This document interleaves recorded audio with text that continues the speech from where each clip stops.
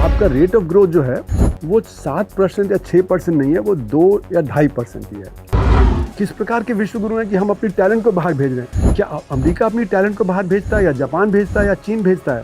आप समझ सकते हैं कि कितनी हताशा निराशा है कि आपने एमटेक कर लिया और आप एक पियोन की नौकरी के लिए अप्लाई कर रहे हैं, आपने पीएचडी कर लिया और आप एक पियोन की नौकरी के लिए अप्लाई कर रहे हैं, क्योंकि काम नहीं मिल रहा है ना। सारी टेक्नोलॉजी हम बाहर से ले रहे हैं, मतलब चीन से हम दब जाते हैं, रूस से जब दब जाते हैं, अमेरिका से दब जाते हैं। एक तिगड़ी काले धन की अर्थव्यवस्था को चलाती है। ये तिगड़ी है करप्ट बिजनेसमैन, करप्ट पॉलिटिशियन और करप्ट एग्जीक्यूटिव की। तो सर, आप साफ शब्दों में कह रहे हैं कि सरकार ने इस फैसले के लिए अपने आर्थिक सलाहकारों से भी बात नहीं की, उनकी बात नहीं सुनी। जी हाँ, 94% गरीब रहें और 6% डेवलप करें, उसके आधार पे हम सोचें कि हम विकसित हो जाएंगे, तो वो नहीं होने वाला है। कोई किसानों को 6,000 रुपये देगा, तो कोई जो महिलाओं को जो 10,000 रुपये देगा, तो कोई जो साइकिल देगा, तो कोई लैपटॉप देगा, पर इससे डिग्निटी नहीं आती। सरकार तो कह रही है कि हम बहुत अच्छा कर रहे हैं, है ना, लेकिन हम उतना अच्छा नहीं कर रहे हैं।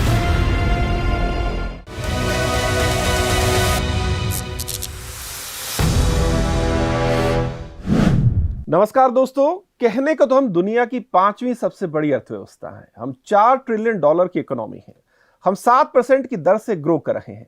हमने करोड़ों लोगों को एक्सट्रीम गरीबी से निकाला है। लेकिन दूसरी तरफ यह बात भी सच है कि आज भी देश में 80 करोड़ से ज्यादा लोग मुफ्त राशन है, उनको देना पड़ रहा है। यूपी में अभी 32,000 सिपाहियों की भर्ती होनी थी और उसके लिए 29 लाख लोगों ने आवेदन दिया। विदेशी निवेशक पिछले कई सालों से भारत से लगातार पैसा निकाल रहे हैं। तो ऐसे में सवाल यह कि भारत की अर्थव्यवस्था आखिर आज खड़ी कहां पर है, इसे कैसे समझा जाए? और इसी काम को आसान बनाने के लिए आज हमारे साथ स्टूडियो में मौजूद हैं मशहूर अर्थशास्त्री, लेखक, चिंतक और जेएनयू के पूर्व प्रोफेसर अरुण कुमार जी। सर, बहुत बहुत स्वागत है आपका। धन्यवाद। सर, जैसा कि मैंने अपने इंट्रो में कहा कि अगर मैं भारतीय अर्थव्यवस्था को एक मरीज मानूं और आपको उसकी नब्ज टटोलनी हो, तो आप क्या बताएंगे कि मरीज की हालत अभी कैसी है? देखिए, सरकार तो कह रही है कि हम बहुत अच्छा कर रहे हैं, है ना, लेकिन हम उतना अच्छा नहीं कर रहे। वजह उसकी है कि हमारे देश में 2 बड़े तबके हैं, एक जिसको हम बोलते हैं संगठित क्षेत्र और एक जिसको हम बोलते हैं असंगठित क्षेत्र। हाँ, संगठित क्षेत्र तो अच्छा कर रहा है लेकिन असंगठित क्षेत्र बहुत परेशानी में है, खासकर नोटबंदी के समय से। नोटबंदी ने असंगठित क्षेत्र को धराशायी कर दिया, क्योंकि जो असंगठित क्षेत्र है वो कैश में काम करता है, और जैसे ही कैश खत्म हुआ, ना तो माल खरीद पाए जिसको रॉ मटेरियल बोलते हैं, ना वो वर्कर्स को वेजेस दे पाए, तो असंगठित क्षेत्र परेशानी में आ गया। और इसीलिए हमारी अर्थव्यवस्था में गिरावट आई।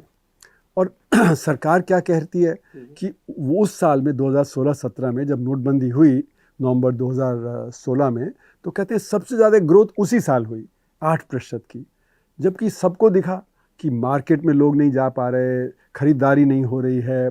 मतलब मैंने अपनी किताब में ये आज़ादपुर मंडी, जो भारत की सबसे बड़ी मंडी है, उसका ब्यौरा दिया कि आधे से कम वो जैसे सब्जी फल वगैरह सब आ रहा था, तो यानी कि बाकी खेत में सड़ जा रहा था। तो फिर उत्पादन कैसे बढ़ा कृषि में? पर लेकिन सरकार ने कहा कि नहीं, उत्पादन उस साल बहुत अच्छा बढ़ा जो कृषि में, पर वो तो सड़ गया, तो इसलिए वो जीडीपी में तो काउंट नहीं होना चाहिए। उसी तरह असंगठित क्षेत्र धराशायी हो गया। उसके अगले साल मतलब पूरा हुआ भी नहीं और ये जीएसटी आ गया, और जीएसटी भी गलत है, उसने भी असंगठित क्षेत्र को धराशायी कर दिया, क्योंकि असंगठित क्षेत्र को बाहर रखा गया जीएसटी से, तो उसमें उसको इनपुट क्रेडिट नहीं मिलता।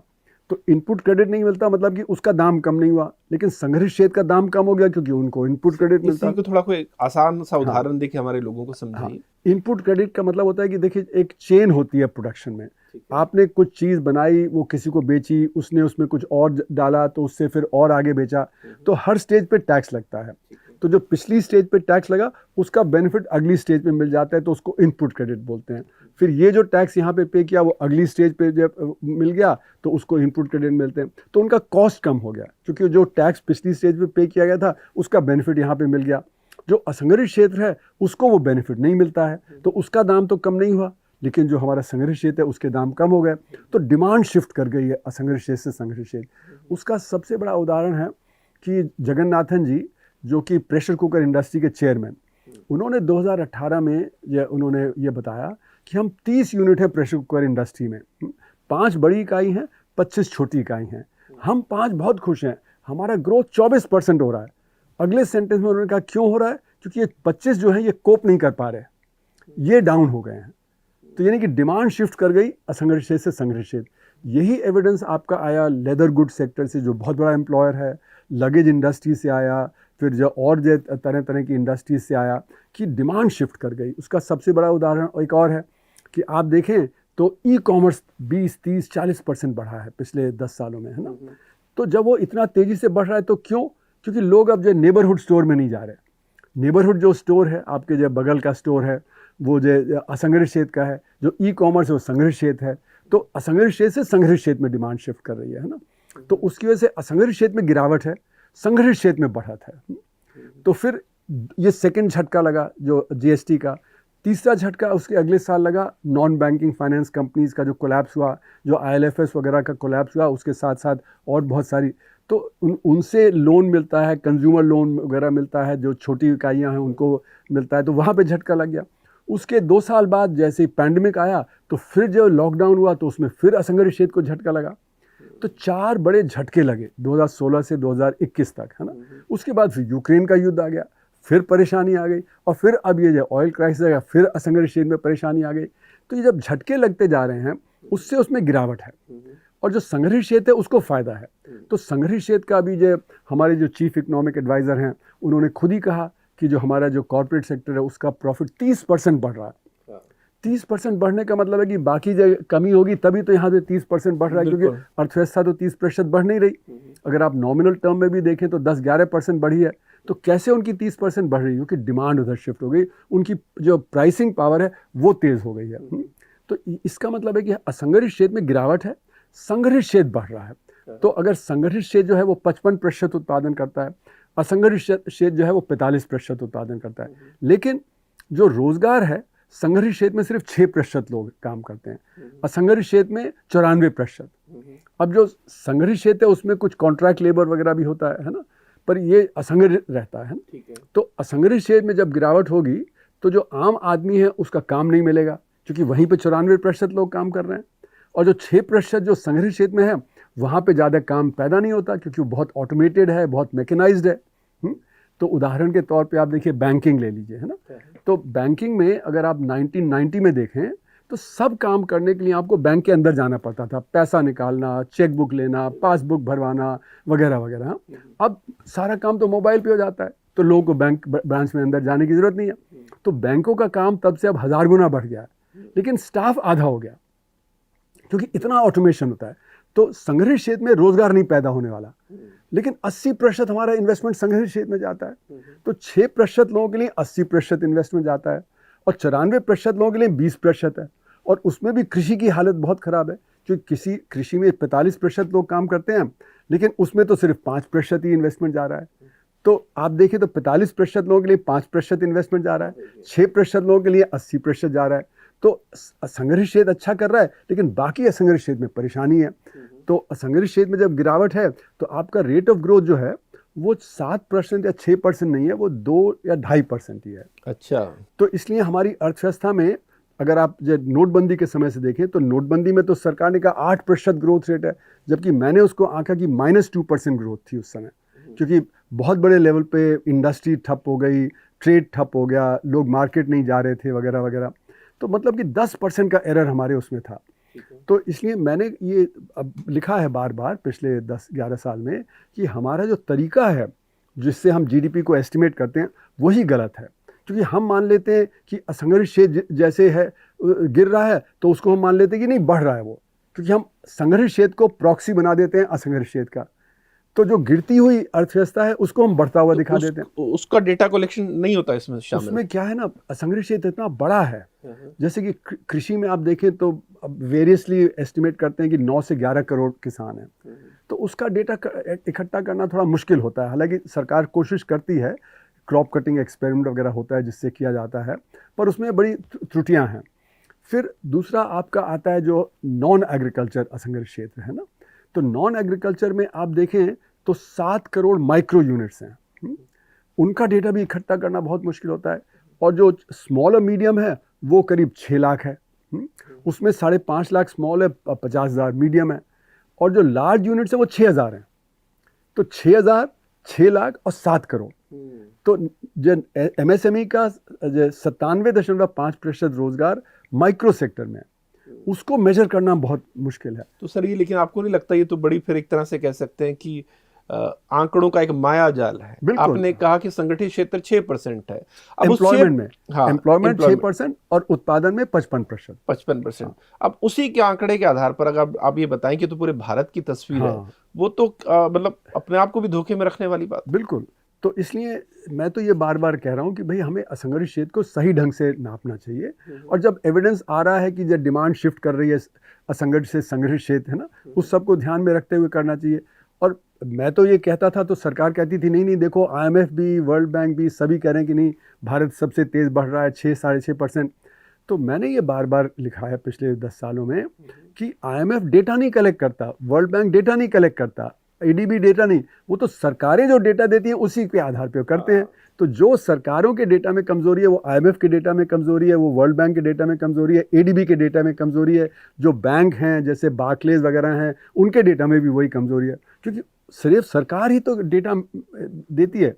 तो कमजोरी सब में है, और इसीलिए मैं तो बार बार ये कहता हूँ कि IMF और वर्ल्ड बैंक के जो इंटरनेशनल टेबल होते हैं कि वो मतलब 170-180 कंट्रीज़ का जो डेटा देते हैं, तो जितनी कमज़ोरी सरकारों के डेटा में है वो भी उसमें रिफ्लेक्ट होती है ना। तो इसलिए हमको ये अलग से देखना पड़ेगा, है ना। और इसीलिए ये हमें IMF से भी सपोर्ट मिल गई पिछले साल। IMF ने खुद ही कहा कि हमारे जो नेशनल अकाउंट स्टेटिस्टिक्स का डेटा है वो रिलायबल नहीं है पिछले साल, और उन्होंने C ग्रेड दिया उसको, मतलब A-B नहीं दिया, C दिया, और लास्ट में D होता है।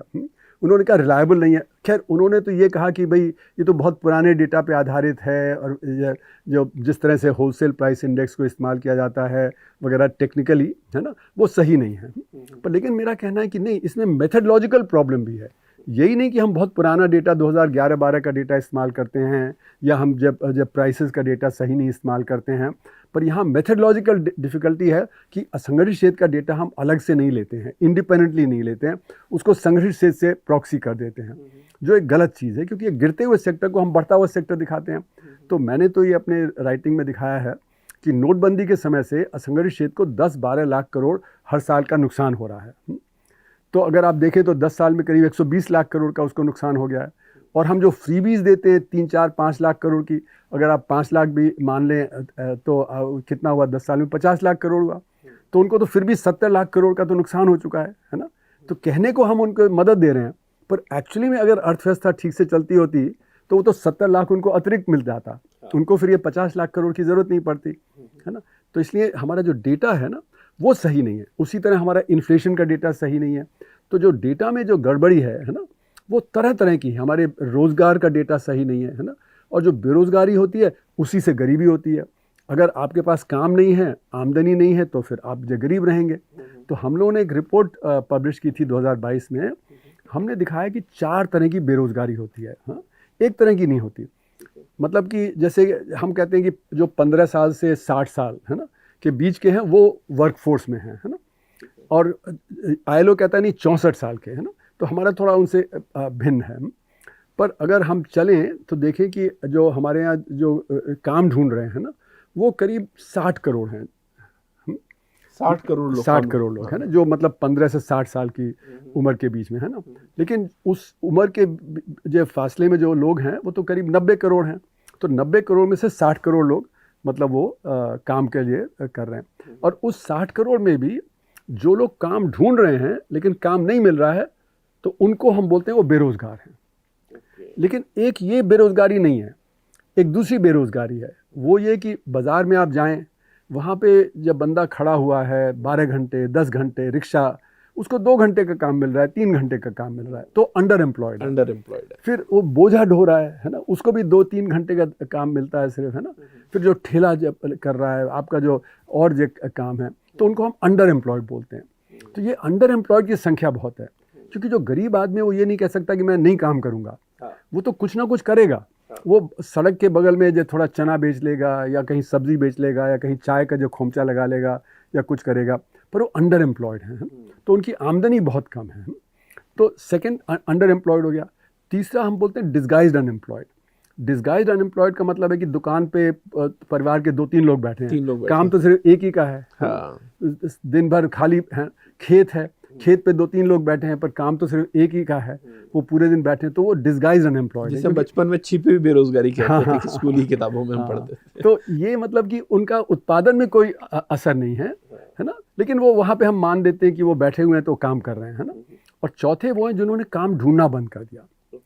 तो ये बहुत बड़ी संख्या है, क्योंकि इसको हम बोलते हैं जो लेबर फोर्स पार्टिसिपेशन कितना है ना। तो ये लेबर फोर्स पार्टिसिपेशन जो है वो हमारे देश में बहुत कम है। अगर सरकार की परिभाषा के साथ चलें तो करीब 55-58% है। अगर ILO की डेफिनेशन के हिसाब से चलें जो CMI देता है तो वो करीब 50% है। पर और जो बड़ी अर्थव्यवस्था हैं जैसे ब्राज़ील हो गया, चीन हो गया, अमेरिका हो गया, वहाँ वो 65 से 70% होता है। तो हमारे यहाँ 15 से 20% लोग कम हैं लेबर फोर्स में। तो यानी कि करीब 19 करोड़ लोग हैं जिन्होंने काम ढूंढना बंद कर दिया, और उसमें महिलाओं की संख्या बहुत है। आदमियों की संख्या इतनी नहीं जितनी महिलाओं की संख्या है। और जो बेचारे जो नौजवान हैं जो काम ढूंढ रहे हैं उनकी संख्या उसमें बहुत है, 15 से 29 साल के, है ना। क्योंकि 29 साल के बाद तो झक मार के कुछ ना कुछ करना पड़ेगा, है ना। पर वो 15 से 29 साल के हैं, वो पढ़े लिखे भी हैं, उनको जो काम चाहिए वो नहीं मिल रहा। जैसे कि आपने सही कहा कि जब पुलिस की भर्ती के लिए कितने लोगों ने अप्लाई किया, उसी तरह 2016-17 में पियोन की नौकरी निकली थी उत्तर प्रदेश में, है ना। तो वो 360 नौकरी निकली थी, उसके लिए 23 लाख लोगों ने अप्लाई किया, और उसमें से 380 PhD थे, जबकि यहाँ पे ज़रूरत थी सिर्फ 5वीं जमात पास की, है ना। PhD ने अप्लाई किया, 2 lakh BTech, MTech, BCom, MCom ने अप्लाई किया, है ना। तो आप समझ सकते हैं कि कितनी हताशा निराशा है कि आपने MTech कर लिया और आप एक पियोन की नौकरी के लिए अप्लाई कर रहे हैं, आपने PhD कर लिया और आप एक पियोन की नौकरी के लिए अप्लाई कर रहे हैं, क्योंकि काम नहीं मिल रहा है ना। तो इसलिए जो हमारा यूथ है उसमें हताशा निराशा बहुत ज़्यादा है। तो सर इसके आप क्या कुछ कारण देखते हैं? अगर बेरोजगारी है एक कारण तो बहुत आसानी से दे सकते हैं कि भैया देश की आबादी बहुत ज़्यादा है, उतने हमारे पास संसाधन है, उतने काम नहीं है कि हम सभी को रोजगार दे सकें। दूसरा कारण हम ये गिना सकते हैं कि जो लोग खुद को बेरोजगार कहते हैं, जैसे आपने कहा कि एक PhD वाला आदमी पियोन की नौकरी ढूंढ रहा है, तो सवाल ये भी पैदा होता है कि उसने जो PhD की है उस पर भी तो सवाल पैदा हो रहा है ना, कि उसने क्या किया है, वाकई कुछ किया भी है कि नहीं। तो इसमें सर आप कौन से कारण ज़्यादा देखते हैं इस बेरोजगारी के पीछे? आबादी ज़्यादा है, उतने मौके नहीं है, जो लेबर है वो स्किल्ड नहीं है? ऐसा है कि देखिए ये हमारे डेवलपमेंट पैराडाइम पे निर्भर करता है। हमारे डेवलपमेंट पैराडाइम पे हम किस चीज़ का ध्यान देते हैं, है ना। अगर हम लेबर इंटेंसिव सेक्टर को बढ़ावा देंगे तो एम्प्लॉयमेंट ज़्यादा जनरेट होगा। अगर हम कैपिटल इंटेंसिव सेक्टर पे और संगठित क्षेत्र पे ध्यान देते रहेंगे तो फिर वहाँ पे रोज़गार पैदा नहीं होगा, है ना। तो जैसे मैंने बताया कि हम 80% जो इन्वेस्टमेंट है वो संगठित क्षेत्र में कर रहे हैं, और संगठित क्षेत्र में रोज़गार पैदा नहीं होता क्योंकि वहाँ पे ऑटोमेशन और मैकेनाइजेशन हो रहा है। मैंने बैंक का आपको उदाहरण बताया, उसी तरह मैं टाटा स्टील का आपको उदाहरण बताऊँ। 1990 में वो 2 मिलियन टन स्टील पैदा करते थे और 88,000 लोगों को एम्प्लॉय करते थे। 2015 में मैंने देखा कि वो 15 मिलियन टन स्टील प्रोड्यूस करते हैं और सिर्फ 28,000 लोगों को एम्प्लॉय करते हैं। तो वर्कफोर्स 1/3 हो गया और उत्पादन 7.5 गुना बढ़ गया, है ना। तो जो संगठित क्षेत्र है उसमें आपको रोजगार नहीं मिलेगा क्योंकि टेक्नोलॉजी, और ये तो अभी जब AI की हम बात नहीं कर रहे हैं, AI जब आ जाएगा तो ये सिचुएशन बहुत ज़्यादा गिरावट पे आएगी कि जो अभी भी एम्प्लॉयड हैं उनमें भी, मतलब जैसे कि हमारी टेक्नोलॉजी कंपनियां हैं, टाटाज हैं, TCS है, इन्फोसिस वगैरह, वहाँ पे छटनी हो रही है, वहाँ पे जो लोग नहीं लिए जा रहे नए। तो ये तो अभी सिचुएशन और बिगड़ जाएगी। पर अभी जो AI के पहले की बात है उसमें हम जितना यहाँ पे फोकस करेंगे संगठित क्षेत्र पे उतना ही समस्या बढ़ती जाएगी। लेकिन सर लोग ये भी तर्क देते हैं, आप ही की बात को अगर आगे बढ़ाऊं, कि चूंकि संगठित क्षेत्र में आपने कहा ऑटोमेशन हो रहा है, रोबोटिक्स का इस्तेमाल हो रहा है, AI का इस्तेमाल हो रहा है, तो वहाँ पर रोजगार के साधन नहीं बढ़ेंगे और ये चुनौती है। लेकिन इसी तरह की चुनौती और इसी आबादी में चीन के सामने भी थी। वहाँ पर तो ऐसे हालात नहीं दिखते हैं, वहाँ पर तो फ़ायदा ज़्यादा से ज़्यादा लोगों तक पहुँचा है। तो उन्होंने ऐसा क्या किया जो हम नहीं कर रहे हैं? तो आपको फोकस करना पड़ेगा शिक्षा पे, स्वास्थ्य पे, रूरल डेवलपमेंट पे, एग्रीकल्चर डेवलपमेंट पे। और उन्होंने जो अपना इंडस्ट्रियलाइजेशन किया वो विलेज इंडस्ट्री को बढ़ावा। तो मतलब कि 1980s 90s में विलेज इंडस्ट्री वहाँ पे 30% बढ़ रही थी, है ना। उसके लिए क्या किया उन्होंने? तो उसके लिए उन्होंने सपोर्ट दिया उनको। हमारा जो स्मॉल सेक्टर, माइक्रो सेक्टर, वो तो हम किल कर रहे हैं। हम सारा का सारा सपोर्ट दे रहे हैं संगठित क्षेत्र को, है ना। जो असंगठित क्षेत्र को सपोर्ट देना चाहिए वो हम नहीं दे रहे, कृषि को सपोर्ट देना चाहिए वो हम नहीं दे रहे। 1-2 उदाहरण हमारे दर्शकों को बताइए आपके हिसाब से, क्या असंगठित क्षेत्र में किसी एक भी फील्ड में, किसी एक काम में ये हो रहा है और ये ना होने की बजाय ये होना चाहिए। तो जो हमारा जो माइक्रो सेक्टर है ना, उसमें जैसे कि मैंने बताया कि 7 करोड़ यूनिट्स हैं और करीब 12 करोड़ का रोजगार है। तो एवरेज में एक यूनिट में 1.7 व्यक्ति काम करता है ना। तो 1.7 व्यक्ति जो काम करता है वो तो क्या तो मार्केटिंग करेगा, क्या तो फाइनेंस करेगा, क्या वो टेक्नोलॉजी डेवलपमेंट नहीं कर सकता। तो सरकार को एक नीति बनानी चाहिए और सरकार कुछ मैंने सुना है कोशिश उस तरफ कर भी रही है, क्योंकि मैं इस पर बार बार बोल रहा हूँ, तो अब सरकार भी लगता है उस पर कोशिश कर रही है। तो वहाँ पे आपको उनको मार्केटिंग, फाइनेंस और टेक्नोलॉजी कैसे देंगे? आपको उनके कोऑपरेटिव बनाने पड़ेंगे, है ना। जैसे कि अगर भदोई है, वहाँ पे कारपेट होता है, तो कारपेट के जो छोटे यूनिट्स उनको एक कोऑपरेटिव बना दीजिए। तो एक कोऑपरेटिव के तौर पे वो फाइनेंस भी ले लेंगे, मार्केटिंग भी कर लेंगे और टेक्नोलॉजी का भी कुछ डेवलपमेंट कर लेंगे, है ना। फिर जैसे इच्छल करंजी हो गया, तो वहाँ पे अगर टेक्सटाइल है तो टेक्सटाइल के कोऑपरेटिव बना दीजिए। आपका जैसे खुर्जा है, वहाँ पे सिरेमिक्स है, तो सिरेमिक्स से जो छोटे यूनिट्स का कोऑपरेटिव बना दीजिए। तो हमें एक प्रमोट करना पड़ेगा ये, है ना, कि कैसे कैसे वो क्लस्टर बना के और उनका डेवलपमेंट। चाइना ने भी इसी दर्ज पर मुझे पता है कि अगर वहाँ सपोज कहीं पर कोई लेदर की इंडस्ट्री है तो उसी प्रोविंस में उससे जुड़ी सारी चीजें होंगी, ऐसा नहीं कि एक चीज उससे जुड़ी यहाँ पर मिल रही है दूसरी वहाँ मिल रही है। ये कमोबेश वही बात जी हाँ। तो इसलिए आपको सपोर्ट उनको देना पड़ेगा, लेकिन हमारा ये ध्यान नहीं है। हमारी सरकार कह रही है कि हम असंगठित को संगठित कर देंगे। जहाँ पे 1.7 व्यक्ति काम कर रहे हैं वो कहाँ संगठित हो सकता है ना, वो नहीं। फिर उसी तरह कृषि है, कृषि में हमारे 85% जो फार्म हैं, है ना, वो 5 एकड़ से कम है, वो छोटे हैं, है ना। वो आधा एकड़, 1 एकड़, 2 एकड़ के बहुत सारे फार्म्स हैं ना, वो कहाँ से संगठित हो जाएगा? उसको तो आप ख़त्म करके उसको लेबरर में कन्वर्ट कर सकते हैं सिर्फ, है ना। उसी तरह माइक्रो यूनिट को अगर आप सपोर्ट नहीं करेंगे तो उसको ख़त्म करके उसको लेबरर में कन्वर्ट कर देंगे ना। तो यही आप कर सकते हैं, पर उसको संगठित नहीं होगा, है ना। और जब तक वो संगठित नहीं होगा तब तक आप कह रहे हैं कि हम सपोर्ट नहीं करेंगे। तो अगर आप असंगठित को सपोर्ट नहीं करेंगे तो रोजगार कहाँ से पैदा होगा? तो ये हमारा डेवलपमेंट पैराडाइम जो है वो सही नहीं है। तो ये गलत डेवलपमेंट पैराडाइम की वजह से हमारा जो असंगठित क्षेत्र है वो खासकर नोटबंदी के समय से गिरावट पे है। और नोटबंदी भी इसीलिए किया था कि हम उसको ऑर्गेनाइज कर देंगे। जब जीएसटी भी इसीलिए किया गया कि हम उसको ऑर्गेनाइज कर देंगे, और दोनों ने ही भारी जो नुकसान पहुंचाया हमारे असंगठित क्षेत्र को। सर, आपने नोटबंदी का जिक्र किया, आपने इस पर बाकायदा किताब भी लिखी है, काफी डिटेल में लिखा है कि उस वक्त जब नोटबंदी की गई, क्योंकि सवाल बार बार आता है, मुझे लगा अभी पूछ लेता हूँ, कि जो काला धन बाजार में है उसको सरकार ने कहा कि हम उसको आउट ऑफ मार्केट करना चाहते हैं, अपने पास लाना चाहते हैं, लेकिन आंकड़े बताते हैं कि अब तो पहले से ज्यादा करेंसी बाजार में। बिल्कुल। तो इससे अगर आप डिटेल में और बेझिझक बता पाएं कि क्या नोटबंदी जिस मकसद से की गई थी उसमें कामयाब हुई, नहीं हुई, और ये अपने आप में अगर फैसला सही था, गलत था, तो क्या था, क्या लगता है आपको? देखिए, गलत धारणा पे नोटबंदी की गई। मैं तो इसको 1985 से अपने आर्टिकल्स में और किताबों में लिखा कि नोटबंदी काले धन को नहीं ख़त्म कर सकती। इसकी गलत धारणा ये थी कि ब्लैक का मतलब कैश, तो अगर हम कैश निकाल देंगे अर्थव्यवस्था से तो ब्लैक चला जाएगा। पर यह गलत धारणा है, क्योंकि जो कैश होता है ना वो तो एक छोटा हिस्सा होता है काले धन की अर्थव्यवस्था का, है ना। ये कहना कि लोगों के पास जब बोरियों में पैसा भरा रहता है वगैरह, तो कितने लोगों के पास, है ना, अगर हम माने कि 100 करोड़ है ना, तो क्या 20,000 लोगों के पास 100 करोड़ होगा?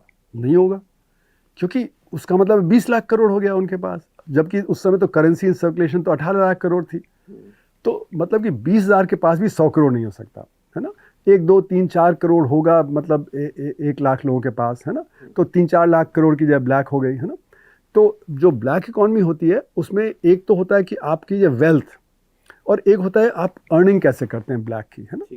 तो अर्निंग होता है कि मतलब मैंने कुछ काम किया, जैसे मैं डॉक्टर हूँ, मैंने 50 पेशेंट को देखा, मैंने 30 की आमदनी बताई, 20 की नहीं बताई, तो 20 की जो नहीं बताई वो जो मेरी ब्लैक इनकम हो गई, जो 30 की बताई वो मैंने वाइट इनकम हो गई, है ना। तो ब्लैक इनकम जब आपने कमाई तो उससे पहले आपने खर्चा किया, है ना, कहीं आपने जो ट्रिप लिया, कहीं आपने कार खरीदी, कहीं कोई घर पे लगाया, उसके बाद जो हुआ वो बचत हो गई आपकी। तो बचत को आप इन्वेस्ट करेंगे जिससे कि आपका रिटर्न मिले, है ना। तो इन्वेस्ट जब किया तो वेल्थ हो गई। तो जो ब्लैक वेल्थ होती है वो तरह तरह से होल्ड की जाती है। वो आपके मतलब विदेश में आप जब फ्लाइट ऑफ कैपिटल ले जाते हैं, या एक इन्वेंट्री में रखते हैं आप, है ना, या और तरह से रखते हैं, है ना। तो कैश जो है वो उसका 1 या 2% ही होता है। तो ब्लैक वेल्थ का जो टोटल ब्लैक वेल्थ होगी उसका 1-2%, 3-4 लाख करोड़ रुपए उस समय जो आपका सिर्फ ब्लैक कैश था। तो आप हो सकता है कि उसको आप निकाल सकते होते, है ना, लेकिन वो भी नहीं हुआ, क्योंकि जब मैंने आलेख लिखा जून 2017 में कि जनवरी 10, 2017 तक 98.8% जो था कैश वो वापस आ गया था आरबीआई के पास। तो जो 3-4 लाख करोड़ रुपया ब्लैक का था वो भी वापस आ गया था। और फिर आरबीआई ने जो वो करेंसी इन सर्कुलेशन का डेटा देना बंद कर दिया, पर अगस्त में उनको फिर जो देना पड़ा तो उन्होंने कहा कि 93.3% वापस आ गया, 93.3%। और ये भी हमें पता है कि वो 0.7% कहाँ था। वो 0.7% जो नहीं आया वो कुछ वृद्ध लोग थे जो भूल गए, या भूटान में या नेपाल में या दुबई में, है ना, क्योंकि वहाँ पे भी करेंसी चलती थी, है ना। फिर हमारे जो कोऑपरेटिव बैंक से उनसे हमने पैसा नहीं लिया उस समय, क्योंकि वहाँ पे खतरा था कि बहुत ब्लैक का चलता है। तो ये पता है कि वो जो 0.7% कहाँ था, है ना। तो इसका मतलब कि पूरा का पूरा पैसा आ गया। मतलब जिस मकसद से की गई थी वो कामयाब नहीं हुआ और हो भी नहीं सकता था। और उसके नुकसान फिर क्या हुए? अच्छा, तो पहली बात ये कि ये ब्लैक का मतलब कैश नहीं है। और अगर हम ये 3-4 लाख करोड़ रुपए निकाल भी लेते तो 1 साल के अंदर वो दोबारा जनरेट हो जाता है, क्योंकि जो काली कमाई है वो होती है अंडर इनवॉइसिंग, ओवर इनवॉइसिंग से। तो जैसे मैंने डॉक्टर का उदाहरण दिया कि 50 पेशेंट देखे, उसका 30 का डिक्लेयर किया, 20 का नहीं किया, मतलब ये अंडर इनवॉइस कर दिया अपना, है ना। उसी तरह ओवर इनवॉइसिंग होता है। ओवर इनवॉइसिंग का मतलब जितने आपके कॉस्ट हैं वो आपने ज़्यादा बढ़ा के दिखा दिए। जैसे कि सत्यम के केस में पता लगा कि वहाँ पे सत्यम कह रहे थे कि हम 54,000 लोग ये काम कर रहे हैं, निकले 42,000। तो 12,000 लोगों का आपने जो ओवर इनवॉइसिंग कर दिया कॉस्ट में, है ना। उसी तरह रॉ मटेरियल में ओवर इनवॉइसिंग हो जाता है, बाकी तरह से ओवर इनवॉइसिंग। तो under invoicing, over invoicing cash पे नहीं निर्भर करता, वो तो आपके मैकेनिज्म जो हैं, आपके जो अकाउंटिंग मैकेनिज्म उस पर निर्भर करता है। तो ब्लैक इनकम जनरेशन पे कोई असर नहीं पड़ता। तो इसलिए जो 3-4 लाख करोड़ रुपए बाई चांस अगर आपने निकाल भी लिया होता, वो पूरा का पूरा वापस आ जाता है 1 साल के अंदर, है ना। तो इसलिए ना तो इनकम जनरेशन पे असर पड़ा और ना ही आपके कैश पे असर पड़ा, जो ब्लैक वेल्थ है ना। तो इसलिए ये तो फेल हो गया। दूसरा, काउंटरफीट करेंसी सरकार ने कहा कि उससे निकल आएगी। तो काउंटरफीट करेंसी तो 0.001% थी ये टोटल करेंसी की। सरकार के आंकड़े, आरबीआई के आंकड़े बताते हैं कि 0.001% थी। हो सकता है उसमें गलती हो सकता है कि वो 0.5% हो, 0.001 की जगह 0.5%। पर 0.5% के लिए क्या आप इतना बड़ा झटका देंगे सारी अर्थव्यवस्था को। फिर आपने कहा कि ये इससे टेररिज्म फाइनेंस होता है ना। टेररिज्म तो सिर्फ काउंटरफीट करेंसी से नहीं फाइनेंस होता, वो तो जो डॉलर से भी फाइनेंस होता है, हवाला से भी फाइनेंस होता है, गन रनिंग से, स्मगलिंग से, ड्रग से। तो इसलिए वो भी नहीं रुका। तो जो भी 3 जो उन्होंने बताए उनमें से कोई कामयाब तो आपका कहना है कि पॉलिटिकल डिसीजन ज्यादा था और इकोनॉमिकल समझ गलत थी, समझ तो नहीं लेकिन थी। सर ये जो बात आप बता रहे हैं, मेरा तो ये विषय नहीं है, आप तो इस विषय में आपने पूरा जीवन दिया है। तो उनके प्रधानमंत्री के जो सलाहकार होंगे जिनमें बड़े बड़े अर्थशास्त्री भी हैं, ये बुनियादी समझ तो उनको भी रही होगी। तो एक बड़े जो सलाहकार अर्थशास्त्री थे, उन्होंने एक टीवी उसमें कहा कि अगर मुझसे पहले पूछा गया होता तो मैं भी यही कहता कि नहीं करना चाहिए। और आरबीआई ने भी शायद यही कहा था उनको कि ये नहीं करना चाहिए। भले पूरी तरह सरकार का खुद का फैसला था। हाँ, सरकार में कुछ लोगों का फैसला, क्योंकि सुना कि कैबिनेट मिनिस्टर्स को भी नहीं कंसल्ट किया गया। और वो मतलब मीटिंग हुई जब प्रधानमंत्री का भाषण हो रहा था तो उनके फ़ोन भी रख लिए गए थे, है ना, जिससे कि वो किसी को इन्फॉर्म न कर पाएँ, है ना। जब अनाउंसमेंट हो रहा था तो जो बैंक के मैनेजर्स थे उनको भी आरबीआई ने बुलाया हुआ था, वो भी उनको नहीं पता था। तो इसलिए किसी की तैयारी नहीं थी, क्योंकि इतना बड़ा फैसला था। तो मिनिस्टर्स की तैयारी, बैंक मैनेजर्स की तैयारी सब होनी चाहिए थी। तो इसीलिए आपने देखा कि एटीएम मशीन में जो पैसा नहीं निकल रहा था, क्योंकि वो साइज़ नोट का जो बदल गया। उतने आपके पास नोट भी नहीं थे, 2000 के नोट तो प्रिंटिंग तभी शुरू हुई थी, है ना। तो इसलिए बड़ी किल्लत हो गई है। तो सर आप साफ शब्दों में कह रहे हैं कि सरकार ने इस फैसले के लिए अपने आर्थिक सलाहकारों से भी बात नहीं की, उनकी बात नहीं सुनी। जी हाँ, मतलब और फिर उसके बीच आपको इंटेंट क्या लगता है कि एक पॉलिटिकल पॉस्चरिंग थी, क्योंकि एक लोकप्रिय कदम था, क्योंकि उस वक्त तो ये हुआ था कि देखो सरकार ने भ्रष्टाचार पे लगाम लगाने के लिए, अमीरों का पैसा छीनने के लिए ऐसा कदम उठाया। क्या सिर्फ यही एक आपको इंटेंट दिखता है, यही मिसकैलकुलेशन थी कहीं ना कहीं? ये असल में हुआ ये था कि सरकार के आने के पहले बीजेपी की एक कमेटी थी जिन्होंने कहा था कि करीब 7-8 ट्रिलियन डॉलर बाहर पड़ा हुआ है ब्लैक का, है ना। तो प्रधानमंत्री जी ने जब अपने भाषण में कहा कि इतना पैसा बाहर पड़ा है कि मैं उसको ले आऊँगा जल्दी से और हर परिवार को 15 लाख रुपए मिल जाएंगे, है ना। तो बाद में फिर अमित शाह जी ने कहा कि ये तो एक जुमला था। और इसका इस्तेमाल नीतीश कुमार वगैरह ने बिहार के इलेक्शन में किया। उन्होंने बार बार इसको क्लिप को प्ले किया, है ना, और जीत गए वहाँ पे। तो प्रधानमंत्री जी को लगा कि ये कोई हमें बड़ा चेक करना पड़ेगा, क्योंकि इन्होंने कई चीज़ें की काले धन को रोकने के लिए, जैसे फॉरेन मनी बिल और ये सब उन्होंने लाए, पर उसे कोई असर नहीं पड़ा। एक इनकम डिक्लेरेशन स्कीम लाए 2016 में जून में, है ना, उसका कोई असर नहीं हुआ, है ना, उसमें भी कुछ पैसा खास नहीं आया। तो इनको लगा कि कुछ हमें बड़ा करना पड़ेगा, क्योंकि यूपी के इलेक्शन आ रहे हैं, है ना, वहाँ पे भी प्रॉब्लम हो जाएगी। तो इसलिए इन्होंने ये नोटबंदी की ये बात सोची कि एक बड़ा धमाका होगा, क्योंकि सबको लगेगा कि देखो, क्योंकि गलत धारणा थी, आम आदमी में भी गलत धारणा है कि ब्लैक का मतलब कैश होता है। तो अगर हम कर देंगे तो टीवी चैनल्स पे भी ये आपने सुना होगा उस दिन रात में कि अब ब्लैक मनी वाले कहाँ जाएंगे। फिर अफवाह भी उड़ा दी कि देखो जो नोट नदी में बहते दिख गए, नोट को जला दिया लोगों ने वगैरह वगैरह, जबकि ऐसा कुछ हुआ नहीं, क्योंकि हमें तो पता है कि सारा का सारा करेंसी वापस आ गया आरबीआई में। तो ना तो किसी ने बहाया, ना तो किसी ने जलाया, वो तो पीछे से जाके बैंक मैनेजर से मिलके उन्होंने अपने जो चेंज कर लिया। तो मतलब कि ब्लैक मनी जनरेशन और बढ़ गया, क्योंकि जो मैनेजर वगैरह को मिला कैश में तो वो ही ब्लैक हो गया। तो इसलिए गलत धारणा थी और एक कोशिश थी कि धमाका करें। अच्छा, उसका फ़ायदा मिला इनको यूपी के इलेक्शन में, क्योंकि जैसे मेरी पत्नी तो पत्रकार हैं, तो वो यूपी में जब गई तो गरीब आदमी ने कहा बहुत परेशानी हुई, गांव में कहा बहुत परेशानी हुई, लेकिन अमीर आदमी को भी लाइन में खड़ा कर दिया, है ना। तो ये गलत धारणा चली गई है। इसीलिए मैंने पूछा कि क्या वो एक पॉलिटिकल पॉस्चरिंग ज़्यादा थी, क्योंकि मार्च 2017 में मेरे हिसाब से उसी वक्त रिजल्ट आए थे, इलेक्शन थे। जी हाँ, यूपी के इलेक्शन के बाद। तो वो उनको पॉलिटिकल फ़ायदा उसका मिला। लेकिन इसीलिए किया गया क्योंकि उनको था कि कुछ बड़ा करना है, क्योंकि जनधन अकाउंट भी ओपन हो गए थे सबके।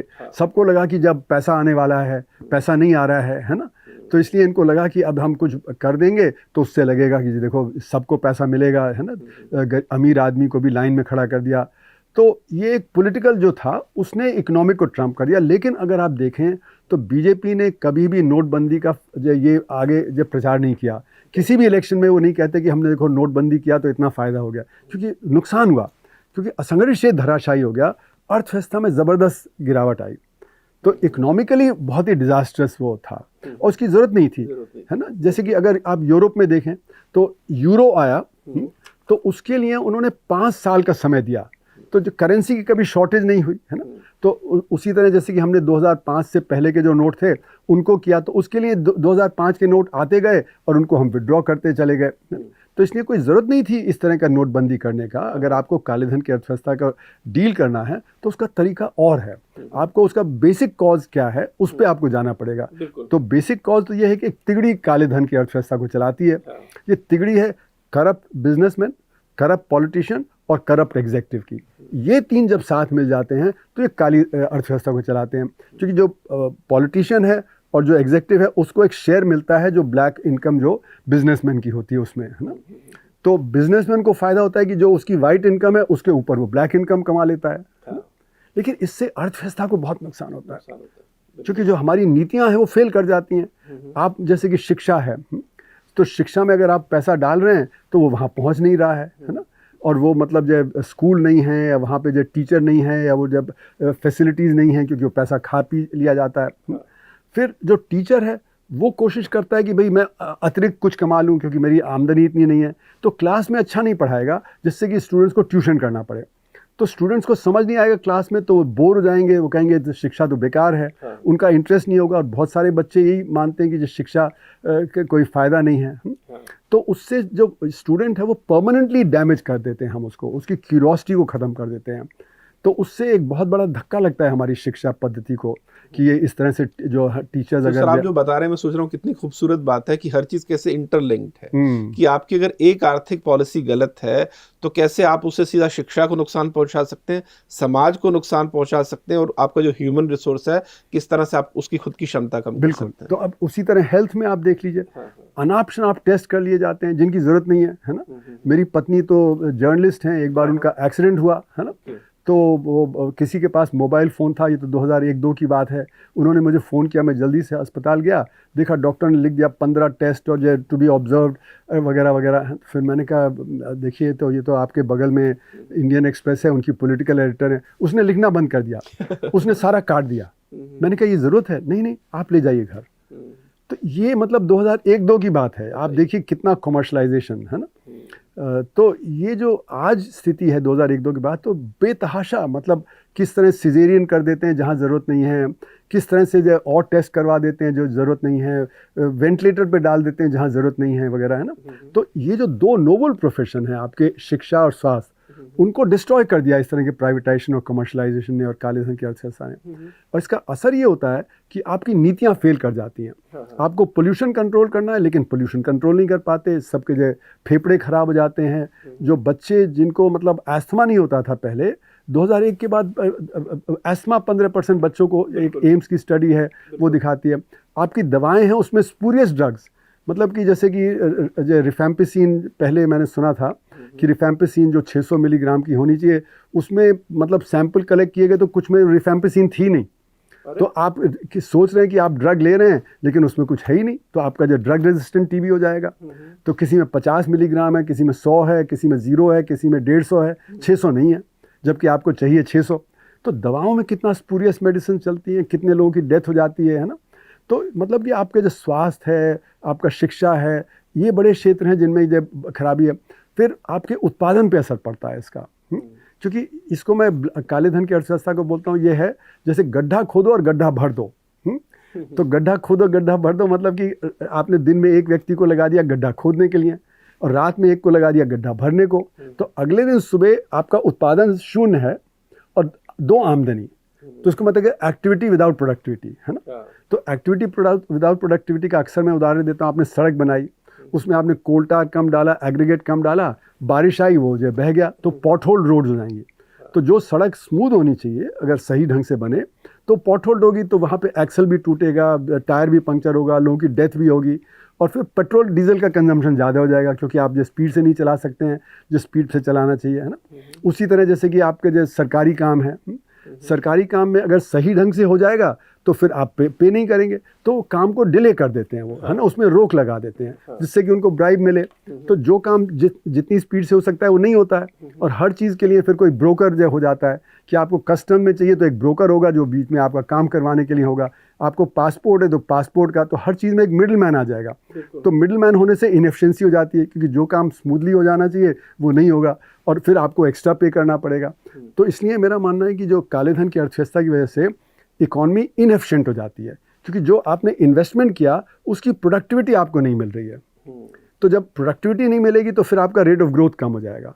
तो मैंने एक पेपर लिखा था 2005 में, उसमें दिखाया कि हमारी अर्थव्यवस्था 1970 के बाद जो काले धन की अर्थव्यवस्था 10% से ज़्यादा तेज़ हो गई।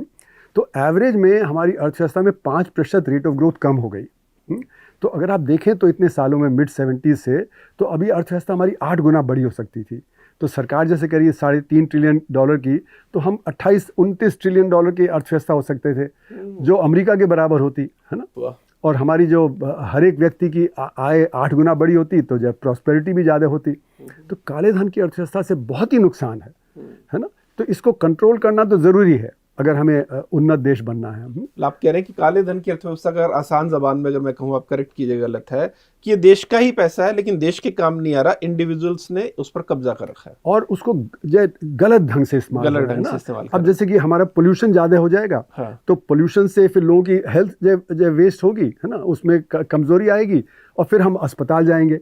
तो पहले हमने दिखा दिया कि जीडीपी बढ़ गया क्योंकि वो गलत काम किया, फिर हम हॉस्पिटल से जीडीपी बढ़ जाएगा, पर उसका जो आम आदमी को फ़ायदा नहीं है, उससे आम आदमी को तो नुकसान है क्योंकि उसकी हेल्थ ख़राब हो गई, तो उसको तो डेप्रिसिएट कर देना चाहिए ना। तो इससे हमारे जो आम आदमी है उसको हर जगह परेशानी है। बच्चे का स्कूल में एडमिशन है, अस्पताल में कुछ काम है, कहीं जो उसका पासपोर्ट का है, कहीं हर जगह वो परेशान रहता है। तो काले धन की अर्थव्यवस्था से इनएफिशिएंसी बहुत ज़्यादा बढ़ जाती है और लोगों की धारणा ये हो जाती है कि देखो हमें पे करना है तो हम भी जो कहीं कमा लें, है ना। तो एक जो रेजिस्टेंस जो होनी चाहिए गैर कानूनी काम की, वो रेजिस्टेंस ख़त्म हो गई है। तो जो 1950s में या 60s में एक मतलब जो मॉरल एटीट्यूड था ना कि भाई हमको सही काम करना है, देश को बड़ा करना है, देश को बढ़ाना है, वो ख़त्म हो गया। अब अपना घर देखो, हाँ, क्योंकि हम बाकी सिस्टम को तो नहीं कंट्रोल कर सकते, तो एक तरह से निराशा हो गई है। बिल्कुल बिल्कुल। तो उससे फिर देश के जो असर पड़ता है, देश के जो डेवलपमेंट पे। बिल्कुल, आपने कहा बड़ा मुद्दा, इस पर मैं फिर आऊँगा। सर, अगर कुछ मैं आंकड़े देख रहा था और आंकड़े जो मेरी सीमित आर्थिक समझ है, मुझे थोड़े से उसमें कुछ चीज़ें हैरान करने वाली थी कि जो हमारा 56 लाख करोड़ का जो बजट था, मैं उसमें देख रहा था कि 17 लाख करोड़ के आसपास, करेक्ट कीजिए अगर मैं गलत हूँ, तो हम सिर्फ इंटरेस्ट जो है वो पे करने में दे रहे हैं। और जब इंफ्रास्ट्रक्चर पे हम 11 लाख करोड़ के आसपास खर्च कर रहे हैं। फ्रीबीज पर भी हम, जैसे आपने बताया कि तकरीबन 3.5-4 लाख करोड़ है, उसमें पता नहीं सब्सिडी का हिस्सा कितना है। हेल्थ पे जो है वो शायद 95,000 करोड़ के आसपास है। जी हाँ। एजुकेशन पर हम अपना बजट का जीडीपी का 0.65 के आसपास खर्च कर रहे हैं हमारी इकोनॉमी में। वहीं चाइना वह $550 बिलियन के आसपास खर्च कर रहा है R&D पर, हमारा उसके सामने $29 बिलियन है। तो ये सारी बड़ी चीज़ें विचलित करती है। ऐसा लगता है कि हम कर्ज दे रहे हैं 17 लाख करोड़ में, हेल्थ पे खर्च कर रहे हैं 95,000 करोड़, और इंफ्रास्ट्रक्चर पर कर्ज देने से भी कम खर्च कर रहे हैं। सर इसे कैसे एक्सप्लेन करेंगे? देखिए, ऐसा है कि जहाँ काले धन की अर्थव्यवस्था बहुत तेज़ होगी ना, तो आपका टैक्स नहीं आएगा। जो काले धन की अर्थव्यवस्था का मतलब है कि आप टैक्स नहीं दे रहे हैं, सही बात है ना। तो जैसे कि मैंने दिखाया कि 2012 तक काले धन की अर्थव्यवस्था हमारी अर्थव्यवस्था का 62% अतिरिक्त हो गया, है ना। तो ये 62% अगर हमारे टैक्स में आता तो इससे हमें 24% टैक्स अतिरिक्त मिलता। अभी तो हमारा टोटल जो टैक्स जो मिलता है जीडीपी के हिस्से में, तो करीब 17-18% है, जो दुनिया में एक बहुत न्यूनतम लेवल पे है। अगर ये 24% आता होता तो हमारी अर्थव्यवस्था में 41% टैक्स जीडीपी होता। तो अगर 41% होता तो फिर हम जो दुनिया के जो ऊपर मतलब जो लेवल पे आते हैं ना, कि हमारे जो टैक्स कलेक्शन अच्छा हो रहा है। सॉरी सर, बीच में रोक रहा हूँ। जो आपने 62% बोला है, इसमें क्या कुछ शामिल है? सब कुछ। मतलब ये जो काले धन की अर्थव्यवस्था है वो सारे सेक्टर्स में है। मतलब वो आपका जो चाहे ट्रांसपोर्ट सेक्टर हो, वो चाहे फाइनेंस सेक्टर हो, वो चाहे उत्पादन का हो, चाहे चीनी बनाने का हो, चाहे जो टायर बनाने का हो, सब सेक्टर्स में ये काले धन की अर्थव्यवस्था है ना। सर्विसेज में है, इंडस्ट्री में है, सब चीज़ों में है। क्योंकि माइनिंग में है ना, सभी चीज़ों में है। जैसे कोयला होता है ना, कोयला चोरी करके निकाल लिया जाता है वगैरह वगैरह, तो काले धन की अर्थव्यवस्था हो गई, है ना। उसी तरह जैसे होटल्स रेस्टोरेंट्स हैं, वो अपना बिलिंग इस तरह से करते हैं कि जब पूरा वो नहीं दिखाते कि कितना अर्न, तो मैंने जैसे कहा ना, अंडर इन्वॉइसिंग, ओवर इन्वॉइसिंग, है ना।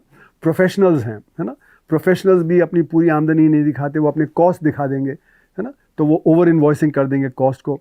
तो जितने भी हमारा उत्पादन है ना, सब चीज़ों में काले धन की अर्थव्यवस्था चलती है। तो सर क्या इसके लिए विजिलेंस नहीं है? क्योंकि दुनिया के बाहर के देशों में तो बहुत सख्त कानून और बहुत सख्त सजाएं हैं। अगर इतनी बड़ी अर्थव्यवस्था पनप रही है, इसका मतलब शायद या तो कानून उतने सख्त नहीं है, या विजिलेंस नहीं है, या जो लोग पकड़े जाते हैं निकल जाते हैं। नहीं, जैसे मैंने बताया ना कि ये तिगड़ी चलाती है। तिगड़ी का मतलब करप्ट बिजनेसमैन, करप्ट पॉलिटिशियन और करप्ट एग्जीक्यूटिव। तो पकड़ने वाला कौन है? पॉलिसी मेकर या एग्जीक्यूटिव? जब वही इसमें इन्वॉल्व है तो किसको पकड़ेंगे? और जुडिशरी को भी शामिल कर लेते हैं इसमें। एग्जीक्यूटिव में जुडिशरी भी है और पुलिस भी है और ब्यूरोक्रेसी भी है। पुलिस हफ्ता कलेक्ट करती है।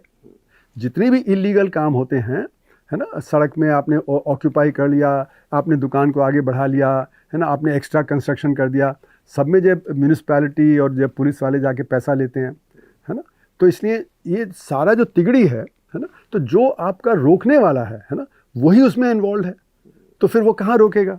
वो तो मतलब एक दिखावे के लिए होता है। जैसे कि मैंने बहुत पहले, आज नहीं, सन 80 की बात है, मैं एक फ़ोटोकॉपिंग वाला मेरे जान पहचान का था, तो उसने ट्यूसडे को दुकान खोली हुई थी। तो मैंने कहा अभी आज तो बंद होता है। कहता साहब सब चलता है ना। हम लोग जब 50 हैं उसमें, हमने डिसाइड कर लिया कि इस हफ्ते कौन पकड़ा जाएगा, है ना। हम जो उसको भरना होता है वो हम सब मिलके पे कर देते हैं और हम ट्यूसडे को काम करते हैं। तो ये सारा मतलब कि जो है, ये तिगड़ी जो है, वही तो जो आपके जो लॉज इम्प्लीमेंट करेगी ना, तो वही जब भ्रष्ट हैं तो कौन लॉ इम्प्लीमेंट करेगा? और हर चीज़ में, और अगर आप नहीं करेंगे तो आपको हैरेस किया जाएगा, है ना। तो इसलिए ये तो तिगड़ी है। तो इसलिए वो कोई चेक करने वाला नहीं है ना, जब तक कि अकाउंटेबिलिटी नहीं होगी। मतलब कि पॉलिटिशियन की अकाउंटेबिलिटी, एग्जीक्यूटिव की अकाउंटेबिलिटी, जुडिशरी की अकाउंटेबिलिटी और बिजनेसमैन की अकाउंटेबिलिटी, ये अकाउंटेबिलिटी ख़त्म हो गई समाज में।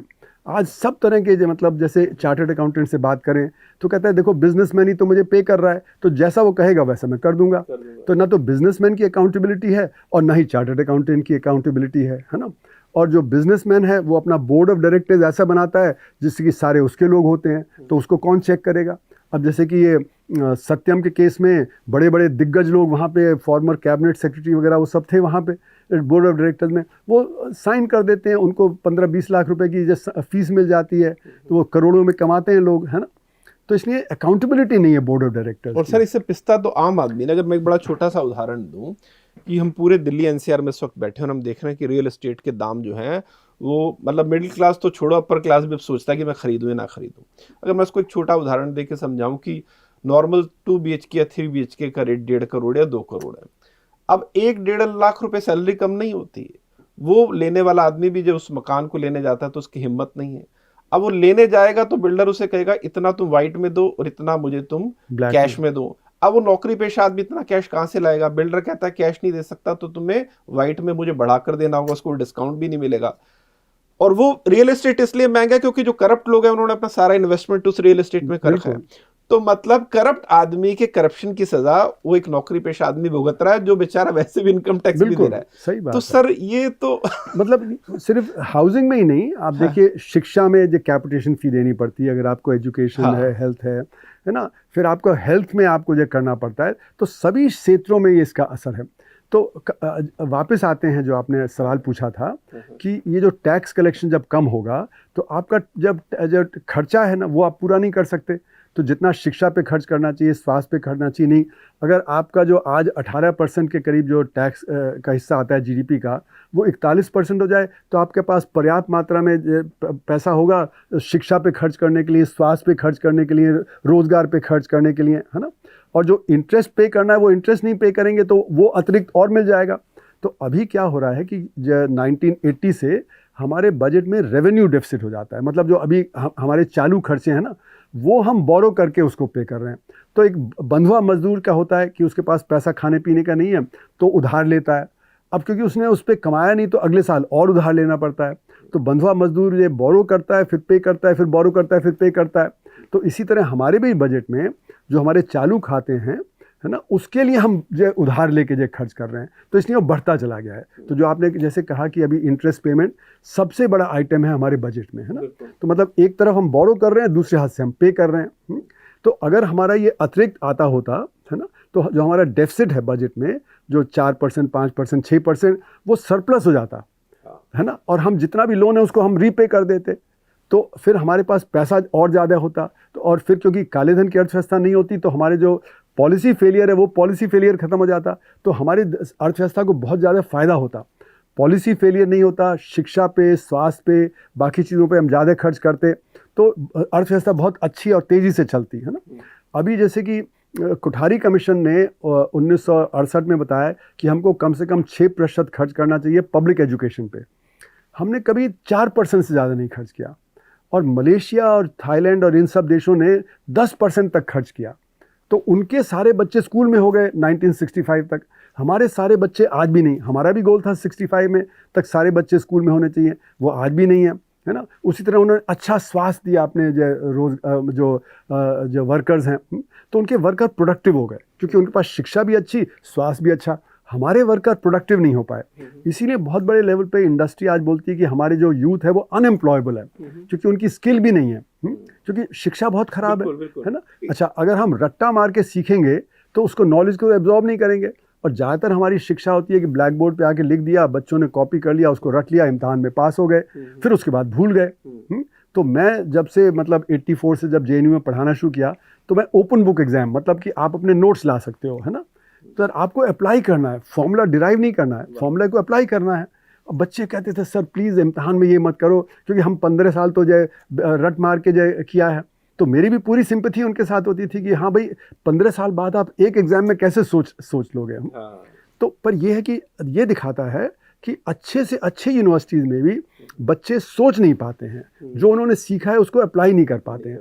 इसका मतलब है कि उनकी बुनियाद जो है वो कमज़ोर है, और क्योंकि बुनियाद कमज़ोर है तो हायर एजुकेशन कमज़ोर होगी, हायर एजुकेशन कमज़ोर होगी तो आपका जो रिसर्च एंड डेवलपमेंट कमज़ोर होगा, है ना। तो बुनियादी जो समस्या हमारे देश की है कि हमारा रिसर्च एंड डेवलपमेंट बहुत कमज़ोर है, और पेटेंट फाइलिंग भी हमारी बहुत कम है। वो तो होगी क्योंकि रिसर्च एंड डेवलपमेंट जब कम होगा तो आपका वो होगा, पर इससे हम दुनिया में पिछड़ गए।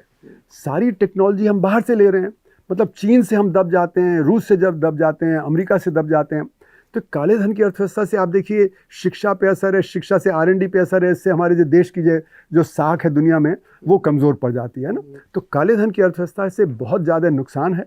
और जो आपने बजट का बात कही बिल्कुल सही कहा कि इंटरेस्ट बर्डन जो है वो बजट पे बहुत ज़्यादा है, और जितना ज़्यादा इंटरेस्ट बर्डन होगा उतना ज़्यादा फिर आपके पास कम होगा रिसोर्स देने के लिए। और जब डेवलपमेंट कम होगा तो फ्री भी देना पड़ेगा, क्योंकि फिर आपको वोट के लिए फ्री भी चाहिए, है ना। पहले लोगों की आस्था थी कि जो नेता आते थे, जो अनाउंस करते थे, उनको लगता था शायद हो जाए। अब वो नहीं विश्वास करते नेताओं पे। तो जैसे कि अब नेता लोग बोलते हैं कि नहीं आज हम क्या देंगे, तो कोई किसानों को 6,000 रुपये देगा, तो कोई जो महिलाओं को जो 10,000 रुपये देगा, तो कोई जो साइकिल देगा, तो कोई लैपटॉप देगा, है ना। पर इससे डिग्निटी नहीं आती है, डिग्निटी नहीं होती है तो आदमी जो कमज़ोर पड़ जाता है। तो जो हमें आदमी को तो मतलब स्ट्रॉन्ग बनाना है ना। जैसे कि गांधी जी ने कहा कि अगर सबका सिर ऊंचा रहेगा तो कोई गुलाम नहीं बना सकता, सबका सिर झुक जाएगा तो कोई भी गुलाम बना लेगा।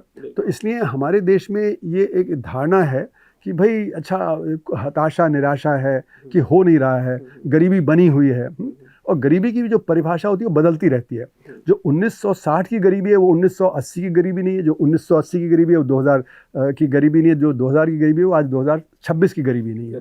तो हमको गरीबी की रेखा बदलना पड़ता है ना। तो जैसे वर्ल्ड बैंक है उसका $1.9 पर डे का था, फिर उसमें $2.15 हुआ, फिर अब $3 पर डे हो गया, है ना। तो $3 पर डे के हिसाब से एक परिवार जो 5 लोगों का है उसको तो 42,000 रुपये चाहिए महीने का। और हमारे जो असंगठित क्षेत्र है उसमें 90% लोग बोलते हैं हम 10,000 रुपये से कम कमाते हैं, और जो 10,000 रुपये से कम कमाते हैं वो ई श्रम पोर्टल पे वो बोलते हैं। तो ई श्रम पोर्टल पे जिनका एक्सेस है वही तो है रजिस्टर्ड 30 करोड़ लोग, है ना।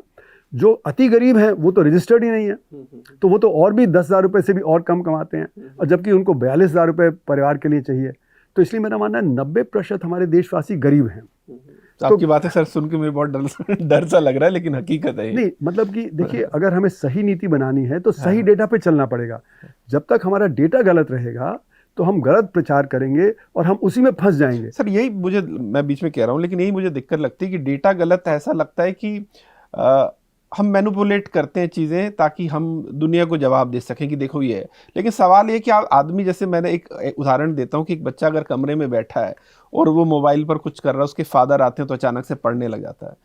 फादर चले जाते हैं, बच्चे को लगता है मैंने पापा को बेवकूफ़ बना दिया। बिल्कुल। आपने 2 दिन पापा को बेवकूफ़ बना दिया, बाद में फेल तो आप ही हो गए। बिल्कुल। कोई भी कंट्री किसी को भी बेवकूफ़ बना देगी। आखिर में आपको पता होना चाहिए कि इसी सब वजह से आज तुम्हारे हाथ में कोई इकोनॉमिक लेवरेज नहीं है।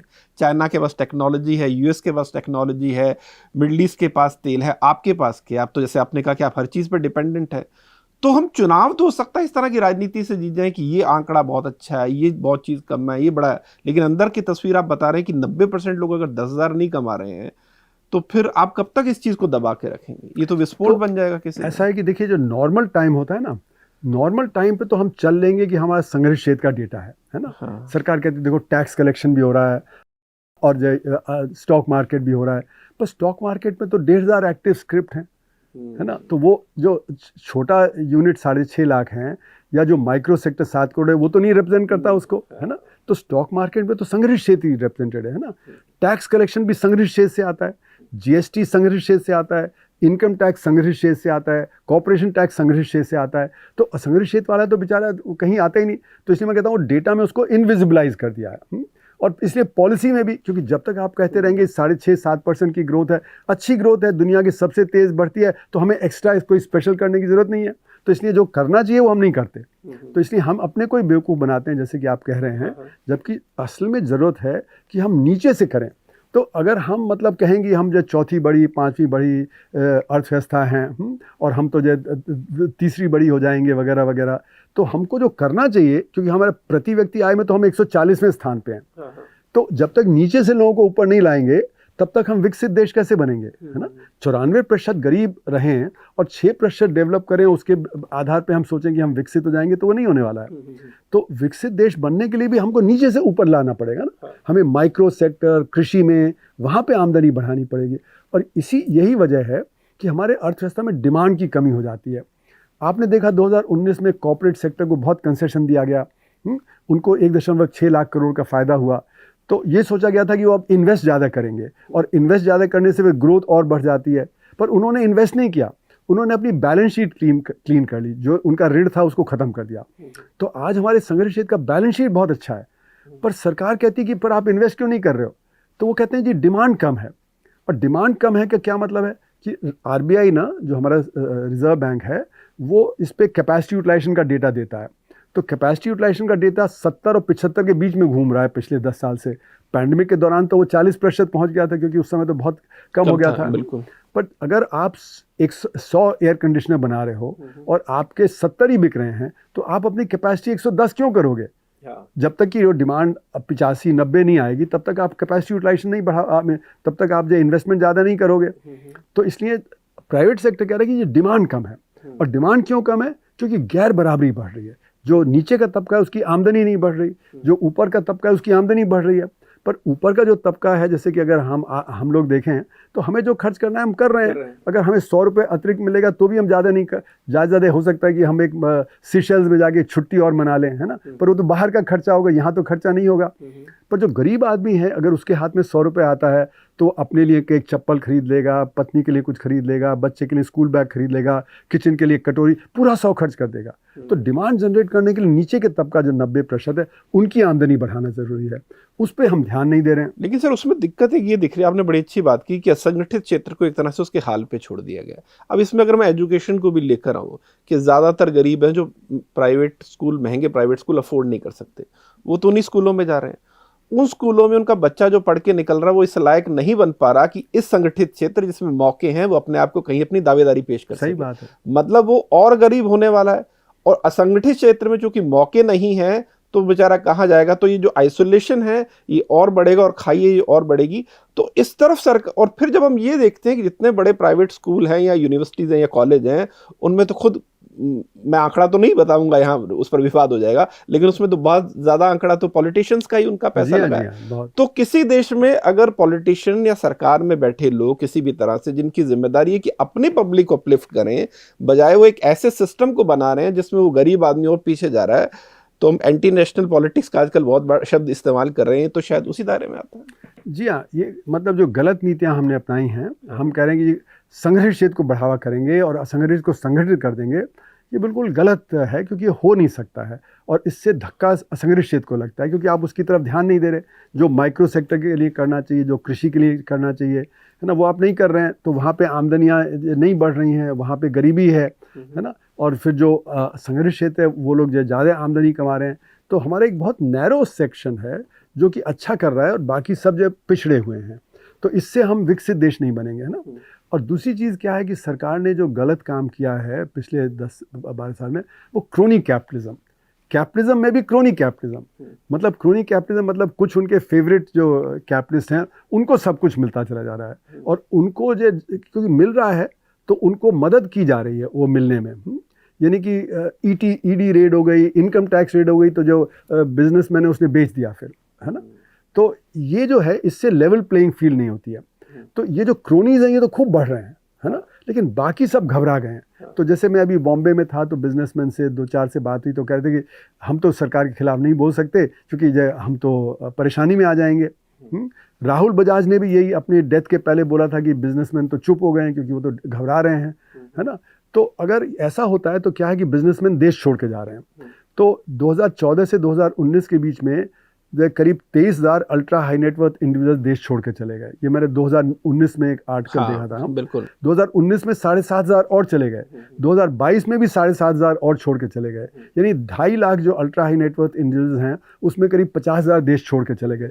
बीच के डेटा नहीं है मेरे पास, है ना, नहीं तो और भी ज़्यादा। तो हो सकता है कि 70-80 हज़ार चले गए हो 2.5 लाख में से। तो यानी कि इन्वेस्टमेंट क्लाइमेट खराब हो गया है। ये जब तक क्रोनी कैपिटलिज्म चलेगा तो आपका R&D भी नहीं होगा, क्योंकि उनको तो सब कुछ मिल रहा है, तो उनको जो कम्पीट करने की ज़रूरत नहीं है, है ना। कंपटीशन में फिर आप टेक्नोलॉजी डेवलप करते हैं, ये सब करते हैं। यहाँ पे तो बिना टेक्नोलॉजी डेवलप किए आपको सब मिल जा रहा है, आप बाहर से जो टेक्नोलॉजी इंपोर्ट कर लेते हैं।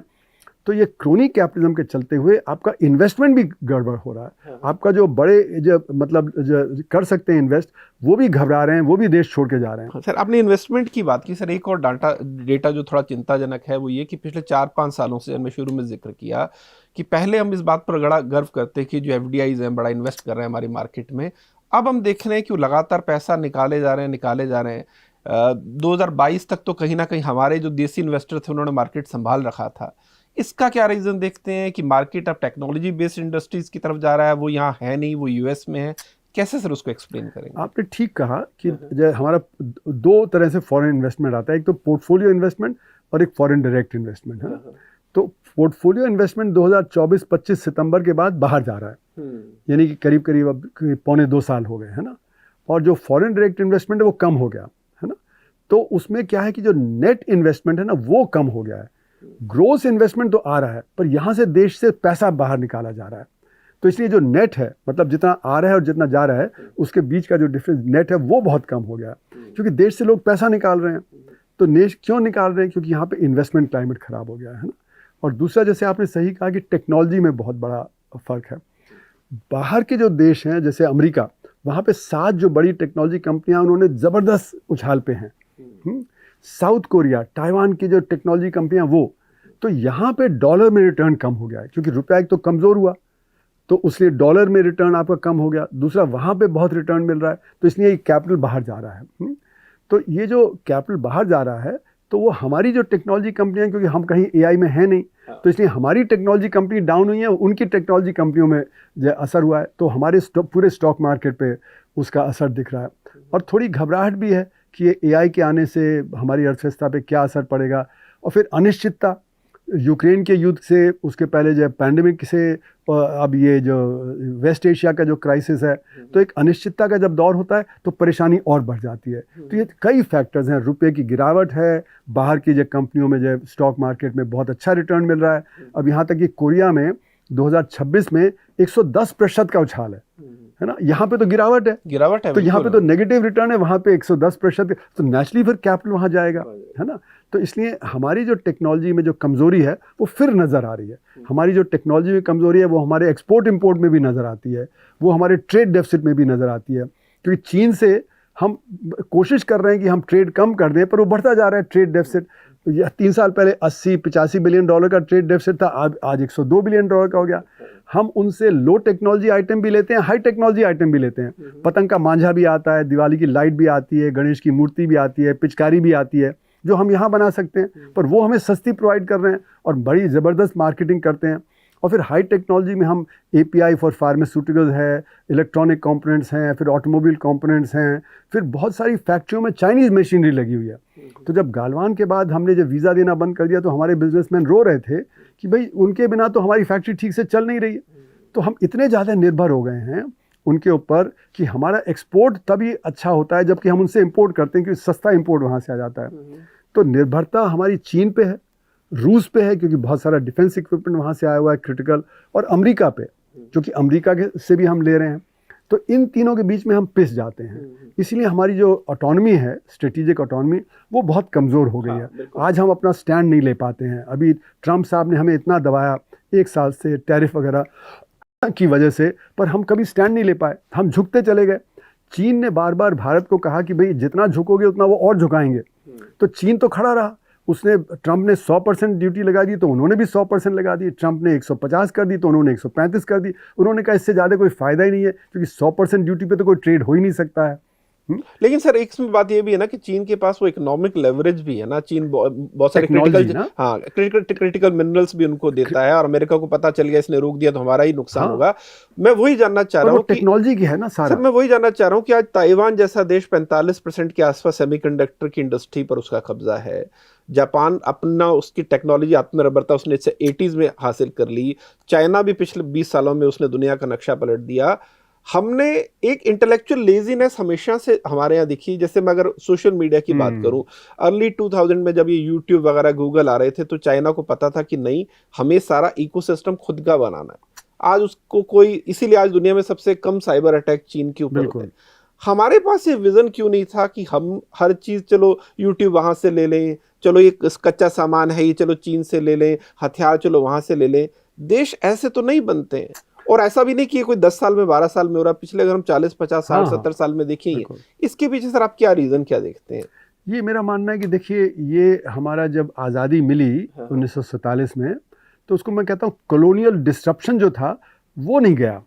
कॉलोनियल डिस्ट्रप्शन का मतलब है कि हम जो शिक्षा, रोज़गार वगैरह पे हमने वो ध्यान नहीं दिया जो हमें देना चाहिए था, है ना।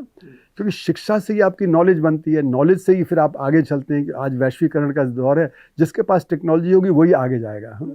तो हमने टेक्नोलॉजी, हालांकि हमने इसरो भी बनाया, हमने जो न्यूक्लियर भी बनाया वगैरह, पर हम वो सारा इंपोर्ट करते चले गए, है ना। और खासकर हमारा जो प्राइवेट सेक्टर है उसने R&D पे कभी ध्यान नहीं दिया, है ना। उसने कोशिश किया कि काले धन की अर्थव्यवस्था है तो हम तो वैसे ही जो एक्स्ट्रा जो इनकम बना लेंगे, तो वो टेक्नोलॉजी डेवलपमेंट में उन्होंने एब्जॉर्ब नहीं किया, उन्होंने उसको डेवलप नहीं किया। और दूसरा क्या था डिस्ट्रप्शन की, जो हमारा जो आम आदमी है और जो रूलर है उसके बीच का लिंक ब्रिटिश ने ख़त्म कर दिया था, क्योंकि जो हमारे रूलर थे वो ब्रिटिश को अकाउंटेबल थे, ना कि पब्लिक को। तो इसलिए हमारे देश में जो हमारा जो इलीट वर्ग है वो देशवासियों के प्रति अकाउंटेबल नहीं है, जिनमें आप IAS इनकी बात सभी ब्यूरोक्रेसी हो गई, आपकी जो जुडिशरी हो गई, आपके जो पॉलिटिशियन हो गए, वो लोगों के प्रति अकाउंटेबल नहीं है। तो इसलिए जो है हम वो नहीं करते जो हमें करना चाहिए, है ना। और इसीलिए हम नॉलेज को इंपोर्ट करते चले गए, है ना। हमने नॉलेज को अपने यहाँ नहीं उतना डेवलप किया जितना कि हमें डेवलप करना चाहिए था, R&D पे ध्यान नहीं दिया। और एक हमारे देश में बड़ा फ्यूडल वो था, क्योंकि हम बहुत पिछड़े हुए थे। तो जैसे विक्रम सेठ ने सूटेबल बॉय में लिखा है कि जो हमारा जो लीडरशिप था 50s का, वो फ्यूडल था, वो बच्चों की अच्छी पढ़ाई नहीं चाहता था, गरीब बच्चों की। क्यों? क्योंकि वो मुफ्त में काम करवाना चाहता था ना गरीब लोगों से, वो पढ़ लिख जाएंगे तो गरीब काम नहीं करेंगे। और मैंने जब फिज़िक्स में PhD छोड़ के मैंने उसमें इकोनॉमिक्स में PhD में आया, उसके बीच 1 साल रूरल डेवलपमेंट में मैंने कोशिश किया, है ना। तो मैं गया वहाँ पे, देखा ये होशंगाबाद ज़िले में किशोर भारती वहाँ पे था, तो मैंने वहाँ पे देखा कि वो जो हम लोग कोशिश कर रहे थे कि साइंटिफिक टीचिंग हो वगैरह वगैरह, तो वो टीचर वगैरह इंटरेस्टेड नहीं थे हम। और फिर मैंने देखा कि जो वहाँ का जो लैंडलॉर्ड था वो हमें कहता था कि इन बच्चों को पढ़ा दोगे तो गरीबी का काम मेरा कौन करेगा। तो यानी कि हमारे जो इलीट वर्ग है ना, उसने कभी ध्यान नहीं दिया कि गरीब के बच्चों को अच्छी पढ़ाई लिखाई हो।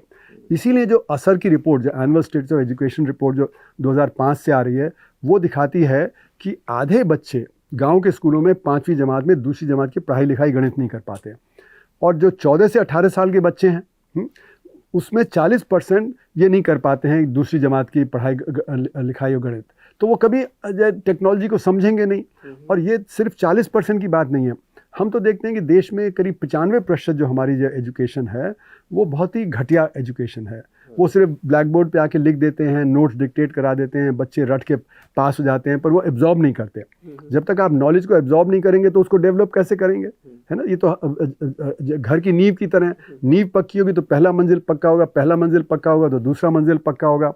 तो हमारे यहाँ जो शिक्षा है उसको 2 बड़ी समस्याएं, एक तो हम खर्च नहीं कर रहे पब्लिक एजुकेशन पे, और दूसरा फ्यूडल एटीट्यूड है बहुत, जिसमें हम ध्यान नहीं दे रहे। तो यहाँ तक कि इलाहाबाद हाई कोर्ट ने शायद 2018 की बात है, उन्होंने जजमेंट दिया था कि शिक्षा सरकारी स्कूलों में अच्छी तभी होगी जब नेताओं के और ब्यूरोक्रेट्स के और पुलिस के और जुडिशरी के बच्चे वहाँ पे जाएंगे, तब उसको हम ठीक करेंगे। अभी तो वो प्राइवेट स्कूल में जाते हैं तो जैसे हो गया। तो हमने पहले जो पब्लिक स्कूल्स को जो ख़त्म किया 70s में, तो प्राइवेट स्कूल आगे बढ़े। 1990 के बाद हमने पब्लिक यूनिवर्सिटीज़ को ख़त्म करना शुरू किया, जिससे प्राइवेट यूनिवर्सिटीज़ आगे बढ़ी। पर जो प्राइवेट सेक्टर है वो रिसर्च एंड डेवलपमेंट में करता नहीं है, है ना। तो इसलिए हमारी शिक्षा पद्धति बहुत कमज़ोर हो गई है, तो इसलिए हमारी टेक्नोलॉजी डेवलपमेंट कमज़ोर हो गया। तो ये इसको मैं बोलता हूँ कॉलोनियल डिस्ट्रप्शन। ये कॉलोनियल डिस्ट्रप्शन जो है वो 1947 के बाद चलता रहा। 1950s, 60s, 70s में हमने काफ़ी कुछ डेवलप करने की कोशिश की, पर लेकिन जो ऑटोनॉमी होनी चाहिए, जो इंडिपेंडेंस होनी चाहिए, वो हमने नहीं की। तो हमारे जो शिक्षा के जो इंस्टीट्यूशन है वो काफ़ी हद तक गिर गए। चीन का आपने उदाहरण लिया, चीन में जब माओ ने कल्चरल रेवोल्यूशन किया 1967 से लेके 74 तक, सारे इंस्टीट्यूशंस को डिस्ट्रॉय कर दिया। उन्होंने कहा कि इनकी थिंकिंग बदलनी है, ये तो सारे कैपिटलिस्ट थिंकिंग वाले हैं, टीचर्स वगैरह। 1974 के बाद जब माओ चले गए तो उसके बाद फिर डंग सियाओपिंग वगैरह ने उन्होंने कहा कि ये हमें तो बिना इसके हम जो है कम्पीट नहीं कर पाएंगे। तो उन्होंने कहा कि how does the colour of a cat matter, वो तो सफ़ेद हो या काली हो उसको तो चूहे पकड़ने हैं। तो उन्होंने कैपिटलिस्ट पाथ किया और टेक्नोलॉजी पे ध्यान दिया। आज उनकी यूनिवर्सिटीज़ है ना टॉप 10 में आ गई हैं, जबकि हमारी यूनिवर्सिटीज़ टॉप 200 में है ना। तो क्यों? क्योंकि उन्होंने ज़बरदस्त ध्यान दिया, उन्होंने R&D पे खर्च बढ़ाया, है ना। उन्होंने हायर एजुकेशन पे खर्च, उनके स्टूडेंट्स अमेरिका गए, बाकी वेस्ट में गए, वहाँ से पढ़ के और वापस आए। हमारे ज़्यादातर स्टूडेंट्स बाहर जाते हैं तो वहीं बस जाते हैं, है ना। और हमें मतलब देखिए मतलब मुझे तो बड़ी शर्म आती है कि जब भारत कहता है कि हमें तो और H1B वीज़ा चाहिए, मतलब आप अपनी और टैलेंट को एक्सपोर्ट करना चाहते हैं क्योंकि यहाँ पे आप उनको काम नहीं दे पा रहे, तो काम आप यहाँ पे दीजिए, उनसे जब लीजिए तो आपके जो अर्थव्यवस्था अच्छा करेगी। आप सारे अच्छे बच्चों को बाहर भेज देंगे तो क्या होगा? और फिर हम कहते हैं हम तो विश्व गुरु हैं। अब किस प्रकार के विश्व गुरु हैं कि हम अपनी टैलेंट को बाहर भेज रहे हैं? क्या अमेरिका अपनी टैलेंट को बाहर भेजता है, या जापान भेजता है, या चीन भेजता है? और फिर ये देखिए कि जो अगर आप किसी एम्बेसी पे जाएं, किसी जगह कॉन्सुलेट पे जाएं, चंडीगढ़ में जाएं, तो लंबी लंबी कतारें लगी हैं। यंग लोग जब माइग्रेट करने को तैयार हैं, वो लीगली इलीगली जा रहे हैं, क्या और उन्नत देशों से हमारे यहाँ आने के लिए तैयार हैं? तो इसलिए हमें तो ये शर्म आनी चाहिए कि हम अच्छी ना शिक्षा दे रहे हैं, ना अच्छा मतलब हमारा टेक्नोलॉजी डेवलपमेंट है, और हम दूसरों के ऊपर निर्भर हो गए हैं। तो हमें तो एक जो अगर उन्नत देश बनना है ना, ताकतवर देश बनना है, तो हमें तो शिक्षा पे, स्वास्थ्य पे, रोजगार पे, और जब नीचे का जो असंगठित क्षेत्र है उसको बढ़ाने में ध्यान देना चाहिए। हमारा तो सारा ध्यान जो इलीट वर्ग है उसके ऊपर है, क्योंकि जो इलीट है उसका आज कनेक्ट नहीं खत्म हो गया है। जो कॉलोनियल जो डिस्ट्रप्शन था, तो इलीट वर्ग का आम आदमी से जो कनेक्ट खत्म हो गया है। वो इलीट वर्ग चाहता है कि हम यूरोपियन लाइफस्टाइल जिए, वो चाहता है कि हम यूरोप जाएं, है ना। वो छुट्टियों पे आजकल विदेश जा रहे हैं, वो देश में नहीं जा रहे। जो प्रधानमंत्री जी ने अभी कहा कि भाई विदेश जाने की जगह इंडिया में घूम लो, है ना, उससे फॉरेन एक्सचेंज बचेगा वगैरह। पर ये हमारा एक जो सपना है जो यूथ का ना, कि हम यहाँ पे शिक्षा लेके हम बाहर चले जाएं, वो ये नहीं कि यहाँ पे ही हम डेवलपमेंट करें, है ना। तो क्यों हुआ? क्योंकि हम पिछड़ गए हैं, हम बहुत चीज़ों में पिछड़ गए, और दिमाग में ये है कि वेस्ट में डेवलपमेंट है, यहाँ पे डेवलपमेंट नहीं है। तो गांधी एक थे जिन्होंने कहा कि इंडियन मॉडर्निटी होनी चाहिए, है ना, मतलब हमारी अपनी तरह की मॉडर्निटी हो, ना कि हम बाहर से कॉपी करें। जब तक हम बाहर से कॉपी करते रहेंगे तो हमारे छात्र भी वहाँ जाएंगे, है ना। तो इसलिए ये जो आपने बात की, मैं इसको कहता हूँ ये डिसरप्शन है ना, जो हमारे समाज में जो डिसरप्शन हुआ, और वो कॉलोनियल डिसरप्शन आज भी हमारे दिमाग में बैठा हुआ है। सर, इसमें एक प्रॉब्लम जो मुझे सारे अप्रोच के साथ दिखती है ना, कि दुनिया जितनी रूथलेस होती जा रही है। जैसे ट्रम्प का मैं उदाहरण लूँ, ट्रम्प को अगर अच्छे से पता है कि भारत की दुखती रह गए, कि भारत सबसे ज़्यादा एक्सपोर्ट हमें ही करता है, ठीक है, इसलिए मैं कितना भी टैरिफ लगाऊं, कैसी भी बात करूं, ये ज़्यादा कुछ बोल नहीं सकते क्योंकि इनके हाथ में कुछ नहीं है, तो हमें दबा रहा है। तो ऐसे में समझ आता है कि कोई भी देश जो आर्थिक तौर पर आत्मनिर्भर नहीं है, उसकी विदेश नीति भी फिर आत्मनिर्भर नहीं हो सकती। मतलब यही हमारे विदेश मंत्री साहब कहते थे कि हमारी मर्जी, हम तो रूस से तेल खरीदेंगे। लेकिन तब आप बाइडेन की एक तरह से कह सकते हैं कि रहमदिली पर निर्भर थे कि वो आपको इस तरह का स्टैंड लेने दे रहा है। ट्रंप ने कहा कि नहीं, मैं तुम इस तरह का स्टैंड नहीं लेने दूंगा, और जब हमारे बैक टू द वॉल्स हुए तो हमें फिर वही बात माननी पड़ी। तो क्या ये बात सच में इतनी सही है कि विदेश नीति का उस सेंस में कोई मायने नहीं है? क्योंकि बार्गेनिंग तो है नहीं, किसी दुकान पे खड़े हो क्या बार्गेन करिए, भैया 200 की नहीं मिली 150 की लगा दो। बात सीधी है कि आपके पास क्या कार्ड्स, बिल्कुल, और कार्ड्स का मतलब आर्थिक तौर पर। इसे सर थोड़ा और एक्सप्लेन कीजिए, क्या हमने इस चीज की जरूरत को पहले नहीं समझा, या मतलब कहाँ गलती रह गई हमसे? तो ये आर्थिक होने के साथ साथ ये टेक्नोलॉजी से लिंक्ड है, क्योंकि अगर आपके पास टेक्नोलॉजी होगी तो आप माल बेच पाएंगे। अगर आपके पास टेक्नोलॉजी नहीं है, आप बाहर से टेक्नोलॉजी ले रहे हैं, तो आप बाहर माल भी नहीं बेच पाएंगे, क्योंकि वो आप जो टेक्नोलॉजी ले रहे हैं वो लोग ज़्यादा अच्छा करेंगे, है ना। तो चीन क्यों आगे बढ़ गया? उन्होंने मतलब 3% GDP का खर्च करते हैं, और वो हमसे 5 गुने बढ़े हैं, तो 22 गुना ज़्यादा हमसे R&D में खर्च करते हैं। तो दुनिया का मैन्युफैक्चरिंग हब बन गया वो, है ना। तो इसलिए सबको चीन की बात सुननी पड़ती है। ट्रंप को भी चीन की बात सुननी पड़ी, उनको टैरिफ जो 150% से फिर घटाना पड़ा, और उनके इलेक्ट्रॉनिक आइटम वो समझ गए कि हम नहीं बना पाएंगे, तो उस पर तो टैरिफ लगाया ही नहीं चीन पे। तो इसलिए चीन ने भारत को भी कहा कि भाई जितना आप झुकोगे और झुकाएगा। ब्राज़ील ने, लूला ने भी कहा कि ठीक है, आप 50% ड्यूटी लगा रहे तो लगाओ, है ना। वो झुके नहीं, पर हम झुक गए, है ना। हमने बोला नहीं, और हमने मतलब 2025 के बजट में भी उनको कंसेशन दिया, उनसे ज़्यादा तेल भी खरीदा, उनसे ज़्यादा डिफेंस सप्लाईज भी खरीदने की बात की, और फिर उन्होंने इम्पोज किया कि भाई आप तो $500 बिलियन हमसे खरीदोगे, है ना, वगैरह वगैरह, जो संभव नहीं है हमारे लिए, है ना।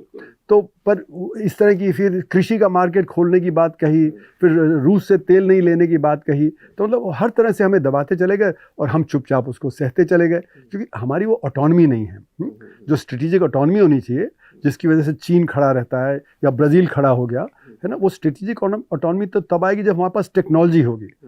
तो ये टेक्नोलॉजी कब आएगी? जब हमारी हायर एजुकेशन सही होगी। हायर एजुकेशन कब सही होगी? जब स्कूल एजुकेशन सही होगी।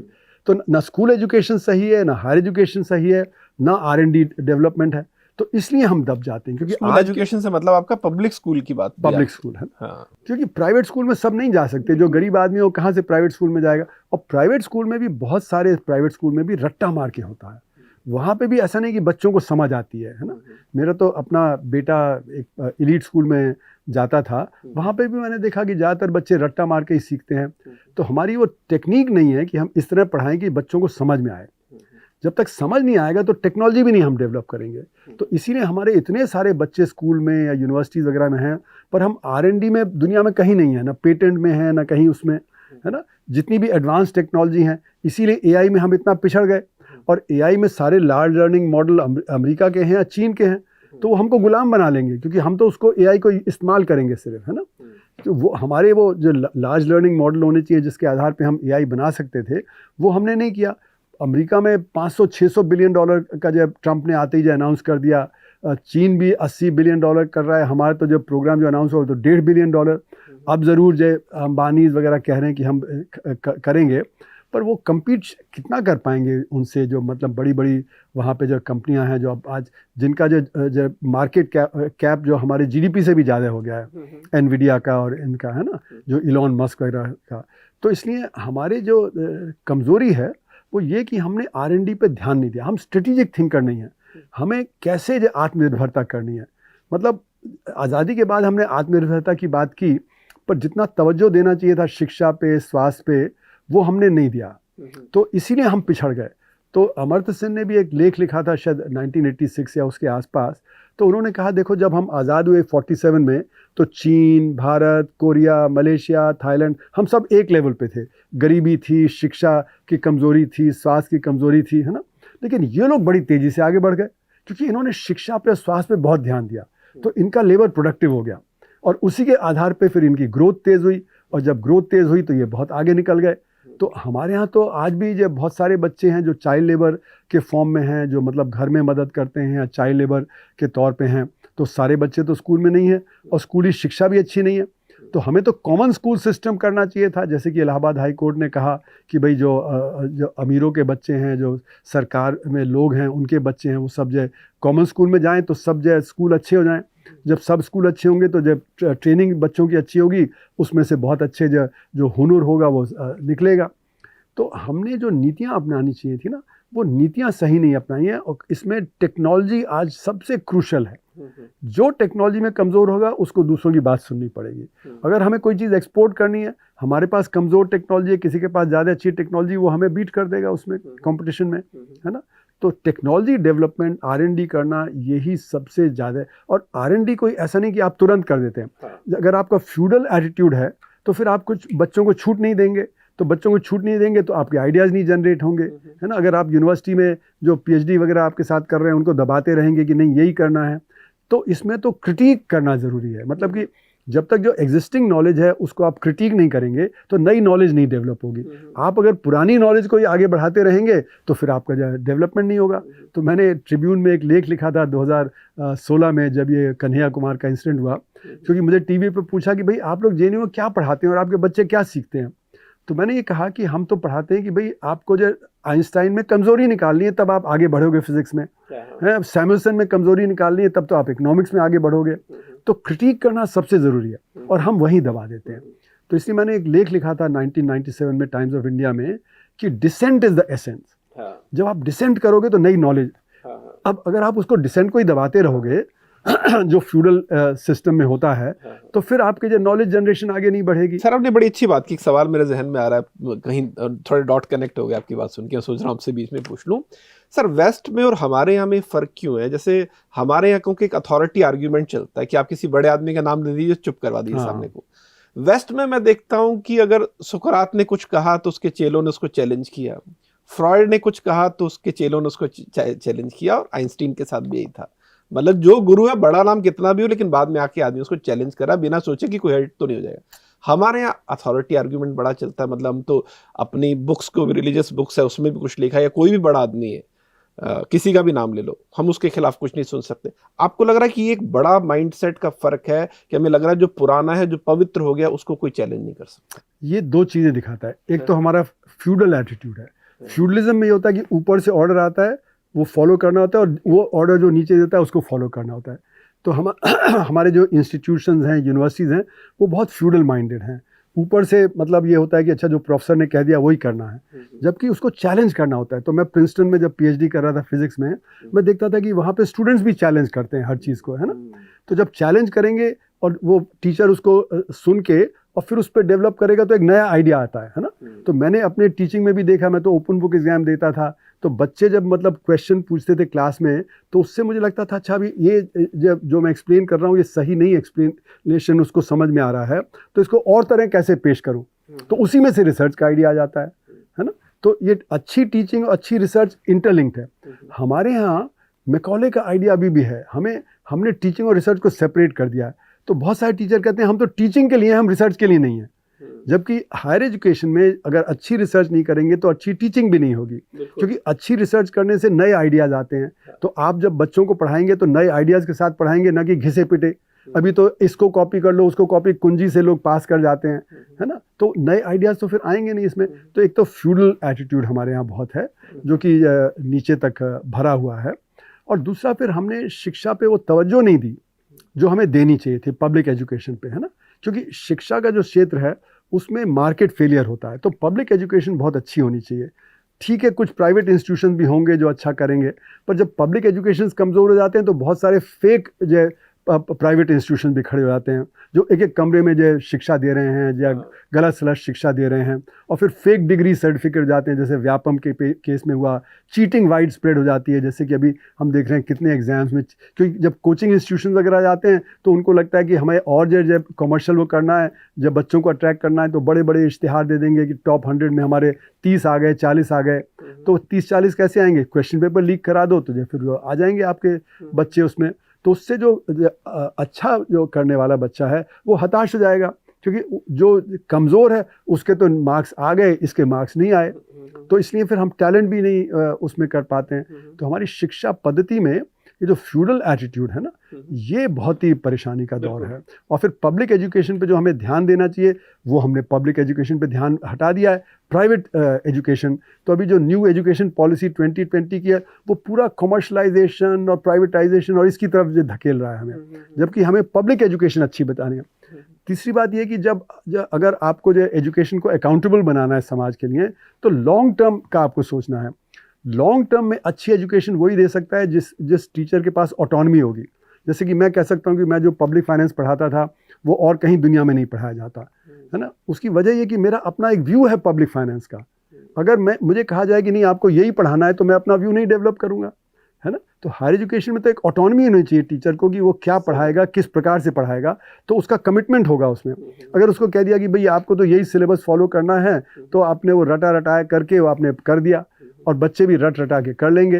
तो इसलिए लर्निंग बाय रोट जो है, जो मैकॉले ने हमारे यहाँ करवा दिया, टीचिंग और रिसर्च को सेपरेट करके, उससे फिर नॉलेज एब्जॉर्प्शन नहीं होता। नॉलेज एब्जॉर्प्शन नहीं होता तो बच्चे आगे बढ़ नहीं पाते हैं, और फिर R&D नहीं हो पाता है। तो इसलिए बुनियादी तौर पे हमें रिफॉर्म करने की बहुत ज़रूरत है, और ये समझना है कि सारे बच्चों को अच्छी एजुकेशन मिले, है ना, तभी वो compete कर पाएंगे। अभी जो अमीर का बच्चा है वो अच्छे स्कूल में जाता है, उसको बेनिफिट मिल जाता है। जो गरीब का बच्चा है फिर भी कुछ मतलब निकल आते हैं, फिर भी, क्योंकि इतनी टैलेंट होती है उनमें कि वो फिर भी निकल आते हैं। पर जो आम जो गरीब का बच्चा है वो बेचारा वहीं पिसता रहता है, वही 94% में जाके असंगठित क्षेत्र में करेगा, छोटा मोटा कोई काम करेगा, 8-9-10 हज़ार रुपये की काम करेगा। अभी आपने नोएडा में देखा जब प्रोटेस्ट वगैरह हुआ, बच्चों ने कहा कि 10-11-12 हज़ार का ही हमें जो काम मिलता है, उतनी आमदनी है। तो यानी कि नोएडा में तो फिर भी अच्छे हैं जो असंगठित क्षेत्र के कुछ ढंग का काम है, पर जहाँ पे कि और जगह आप जाके देखें तो मतलब और भी परेशानी है। सही बात है, सही बात है। चर्चा के सर हम आखिर में आ रहे हैं। मुझे आपने जो पहले जिक्र किया ना कि हमारे किताबों को रटने की आदत है, तो मुझे ओशो या रजनीश का किस्सा याद आ गया। तो उन्होंने कहा कि मेरे कॉलेज में मेरा ओरल टेस्ट था, तो बाहर से टीचर आने वाले थे। तो मैंने उनसे पूछा क्या कहूँ, तो मेरे टीचर ने कहा कि देखो जो तुमने किताब में पढ़ा ना, जवाब वही देना, अपनी तरफ से कोई जवाब नहीं देना, कि वो फ्री थिंकर थे। तो जो उनका टेस्ट लेने आया तो उन्होंने उनसे पूछा कि तुम इंडियन फिलॉसफी के बारे में क्या सोचते हो। तो रजनीश ने कहा इंडियन फिलॉसफी क्या होता है, क्या तुम इंडियन फिजिक्स या यूरोपियन फिजिक्स बोल, तो फिलॉसफी होती है। तो मुझे उनसे उनकी बात याद आ गई कि हमें सिर्फ किताब में जो लिखा है आंसर वहीं से ढूंढने की आदत है। क्या सर इसके पीछे की ये वजह भी है कि साउथ एशिया में या कोई भी सोसाइटी जो धार्मिक तौर पर अगर कट्टर है या रिलीजियस एक्सट्रीमिज्म वहां पर है, चूंकि वहां पर जिंदगी को लेकर ज्यादातर सच हम वो मानते हैं जो हमारी किताबों से हमें मिल रहे हैं, और अपनी तरफ से अगर हम कुछ भी एक्सप्लोर करें और वो एक्सप्लोर किया गया सच उस किताब के सच से मैच नहीं करता, तो वहां पर बहुत सारे लोग हर्ट हो जाते हैं। पाकिस्तान में इसकी मिसाल है, बाकायदा वहां पर किस तरह से साइंस पढ़ाते वक्त भी इस बात का ख्याल रखा गया कि जो सबसे ऊपर किसको रखना है। आपको लग रहा है कि चूंकि टेम्परामेंट हम लोगों का, सोसाइटी का अभी भी वो है कि ये मजहब सबसे अधर्म सबसे ऊपर है, तो उस वजह से भी क्रिटिकल थिंकिंग डेवलप नहीं हो पाई, क्योंकि यही क्रिटिकल थिंकिंग तो हर जगह नए विचार को, नई रिसर्च को लेकर आती है।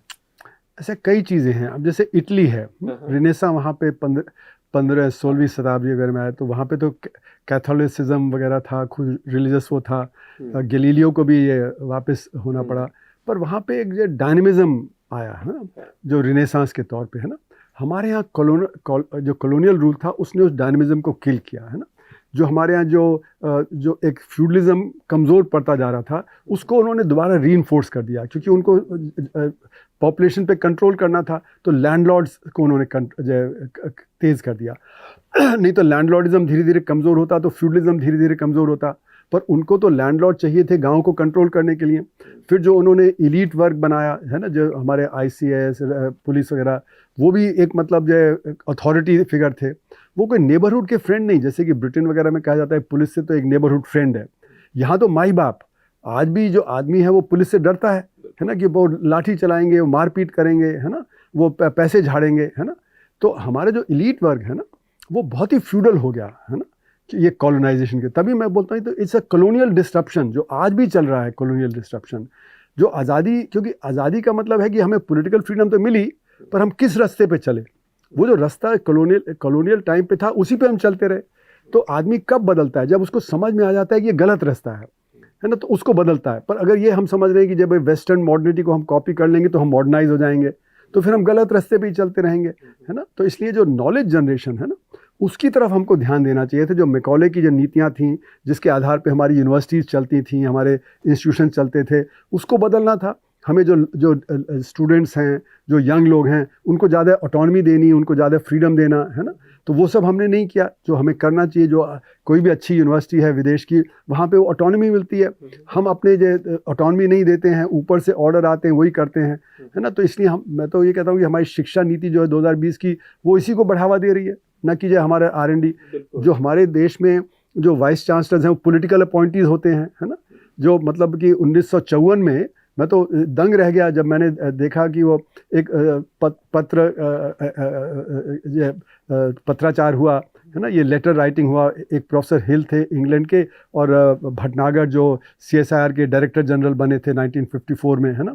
तो हिल ने कहा कि आप ये क्या कर रहे हो, आप ये लैब्स बना दे रहे हो, तो अच्छे टीचर नहीं रहेंगे यूनिवर्सिटी में, तो फिर नेक्स्ट जनरेशन को कौन ट्रेन करेगा। तो भटनागर ने कहा कि सारे VCs तो पॉलिटिकल अपॉइंटीज हैं, ये आज की बात नहीं, मैं 1954 की बात बता रहा हूँ।